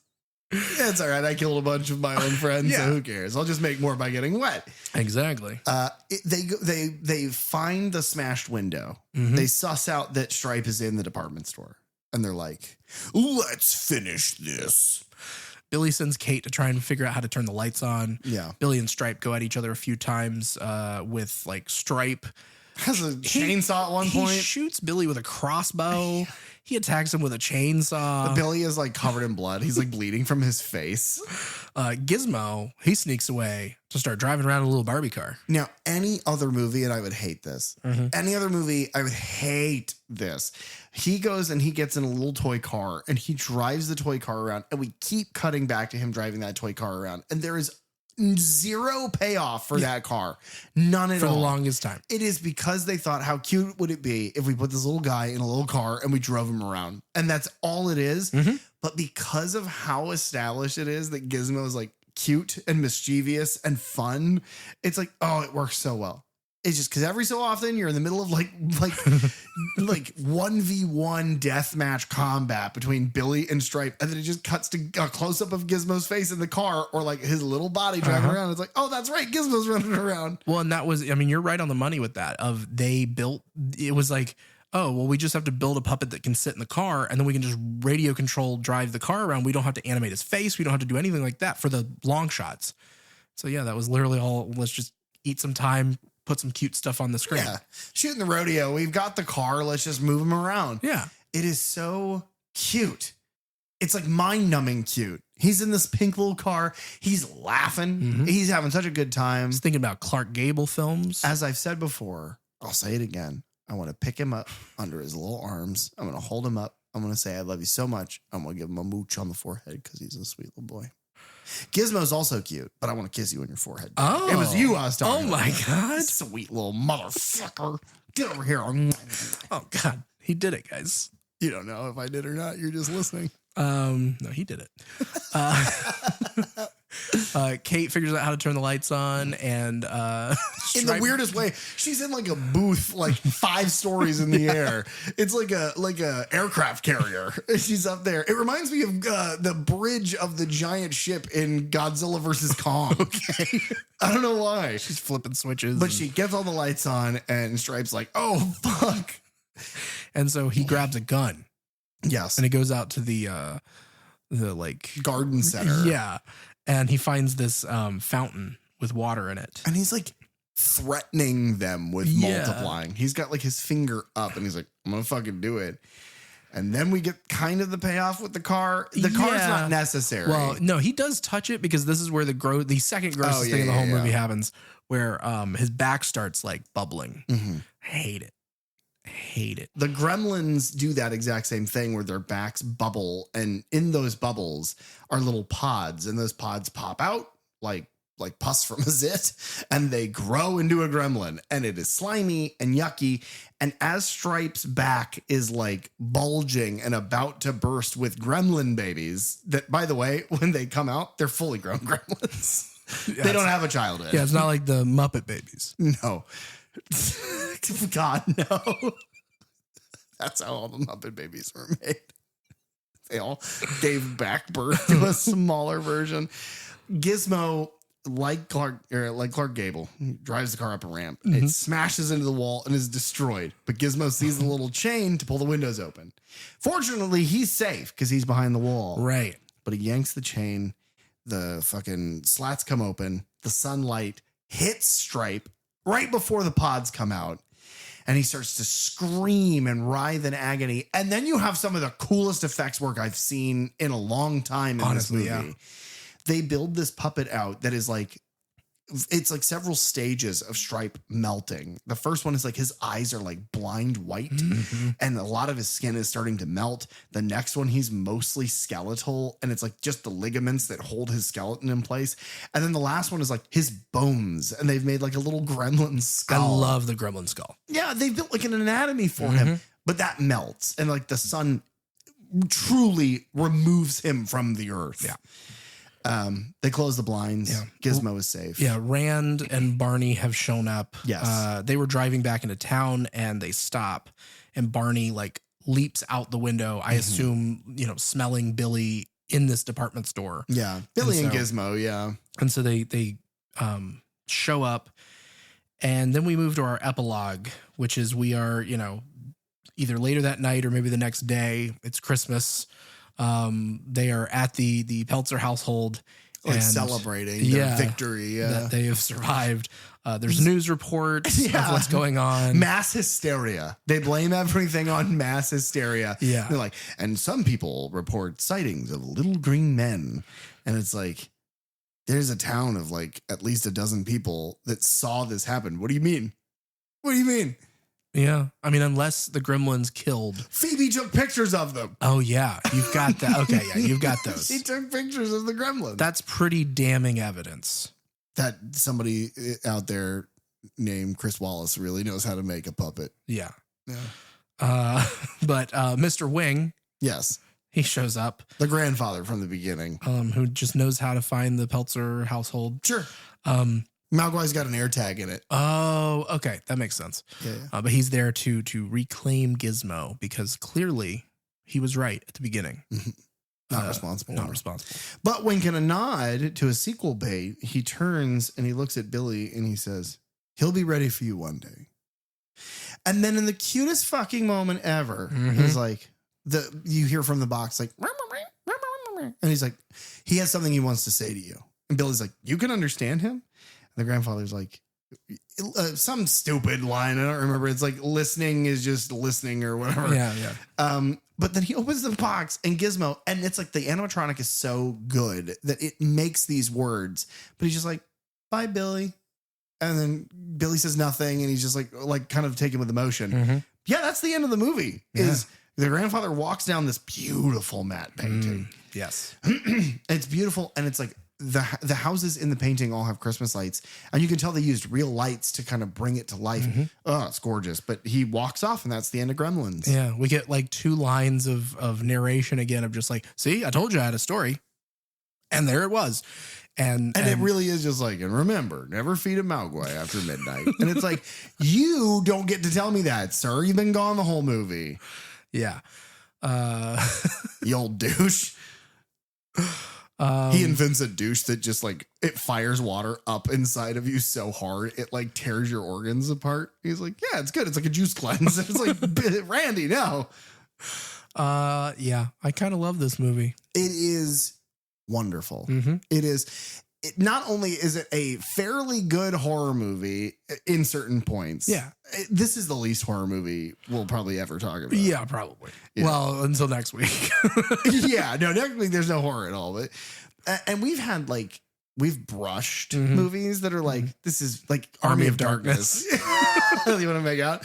Yeah. Army of Darkness is not a horror movie. It's what's funny is that this reminds me a lot of Army of Darkness, and I hadn't thought of that, but it's like horror premise, certain spooky things devolves into a Looney Tune. Yeah. Ash's face getting sucked into the book, Stripe shooting another gremlin at the poker table. Those are the moments, man. It's good stuff. Like, it is so. If you haven't watched this movie, okay. Let's cut to the chase. Do you recommend Gremlins? I absolutely recommend. Yeah. I recommend to everyone. I recommend, like I said earlier, it's a good gateway horror film. It's a good horror film for kids. Maybe not as young as I was, but because it could unlock some things that they hold deep inside until they're 35, and then they talk about it on microphones. Right. But I think that it has just enough scary moments, just enough fun and cute moments that it will keep them occupied. It will keep them interested. The practical effects are incredible, especially if they're not used to seeing movies like that. Yeah. This is that beautiful, just Amblin movie magic of this era. And there's nothing else like it. And I think it still works. Movie magic is a good way to describe this. Yeah. Yeah. All the tricks, all the stops, just to make something that is great from the beginning to the end of it. Yeah. And this one moves. I feel like, there are certain movies that like they're a little slower from this era. And so they might, not keep people like kids' attention span. But I think this one moves enough. I think the secret sauce here, the reason it does that is because all of the preamble and the slow stuff centers around Gizmo. And he is so fucking sweet and entertaining to watch that you don't realize that you're being expositioned. You don't. Yeah. The rules are being given click. to you. Yeah. It's because like, oh, look at this dude. Look at this weird little mouth. He's so weird. He looks like a monkey, hamster, bat, dog. He's great. Do you recommend Gremlins? I do recommend Gremlins. I love your take on it being gateway, but here's what I'll contribute. I love really horror movies. It's like my favorite thing in the world. The more extreme at this point for me, the better. It's like I have dipped my face into this water so much bobbing for apples that like I'm sick of apples and now I'm just bobbing for the razor blades. Like I need something more. This is the most subdued movie we'll probably talk about, but it still does it for me because the horror is absolutely, it is like, what if Looney Tunes decided to make a scary movie? It is, not only does it have gross out shit, not only does it have like body horror and really weird, freaky sequences and slime and goo and people fucking dying, but it's like even the deaths in this movie that are on camera, you see them, they're fucking hysterical. And the Gremlins are wonderful props. Everything is so fucking funny. The fact that you can have this girl give this monologue about the death of her father and Christmas all at once and laugh so hard that you're crying because of how the movie is set up to that point, it's just amazing. Well, speak for yourself on that one. Okay, I did. All right. But also everyone but you. It is truly tremendous. It's the thing of like, if you have not seen this movie and you've listened to us talk all the way through it, I understand that there are things that we've now discussed that you'll know going in. It doesn't change anything. If this sounds interesting, go watch this movie. It is short, it's wonderful, and it's got Dick Miller in it. Yeah. And he's a weirdo. That's the most important thing this holiday season. This holiday season, I'm grateful for Dick Miller. This is kind of an all-timer for me. It's not a perfect film. I bump into a couple things here and there. Sure. There's characters who kind of just disappear for long stretches, and then you're like, oh, right, what's Kate been up to? She's been at the bar. Or Rand disappearing. Like, so it's weird things like that. I think some of it got trimmed out, or some things got kind of like, changed around at the last minute or whatever. The movie is smart because the movie is called Gremlins, and that's only the focus. The human story barely fucking matters. Yep. It is only there to pilot us through the epidemic and then extermination of the Gremlins, and they are all so funny. I have a little like nitpicky thing as well, but like this week has really shown me that this movie is it will be as good as it is right now forever, and nothing will change that. That's a good point. I guess this is where we sign off. Merry Christmas to you and yours. This is our last episode of 2025. Yeah. I think we're recording this on the 6th day of Hanukkah as well. So happy Hanukkah for anybody else. I think we're also recording this on Steven Spielberg's birthday. Oh, Mr. Spielberg, happy birthday. Thank you for the things that you've done. You know what, Derek, for Christmas this year, I'm thankful for Steven Spielberg. He's given us the gift of Gremlins. That's true. That's the gift that keeps on giving. Keeps on giving bullets to each other. Thanks for tuning into the Third Channel Podcast. Please, if you have the time, rate, review, and subscribe on Apple Podcasts, Spotify, or any of your favorite podcast apps. You can follow us on social media at Third Channel Podcast, and you can find me online at @DRosenberg. You can also reach out to us at thirdchannelpodcast@gmail.com, where we check every message we swear. Third Channel is hosted by PJ Minette and Derek Rosenberg. Theme song and audio engineering by Fly Guy Ty. The logo design by Bell DeVelco. Episode artwork by Nathan Walkington. Keep it tuned right here to the Third Channel for all things horror. And remember, don't touch that dial.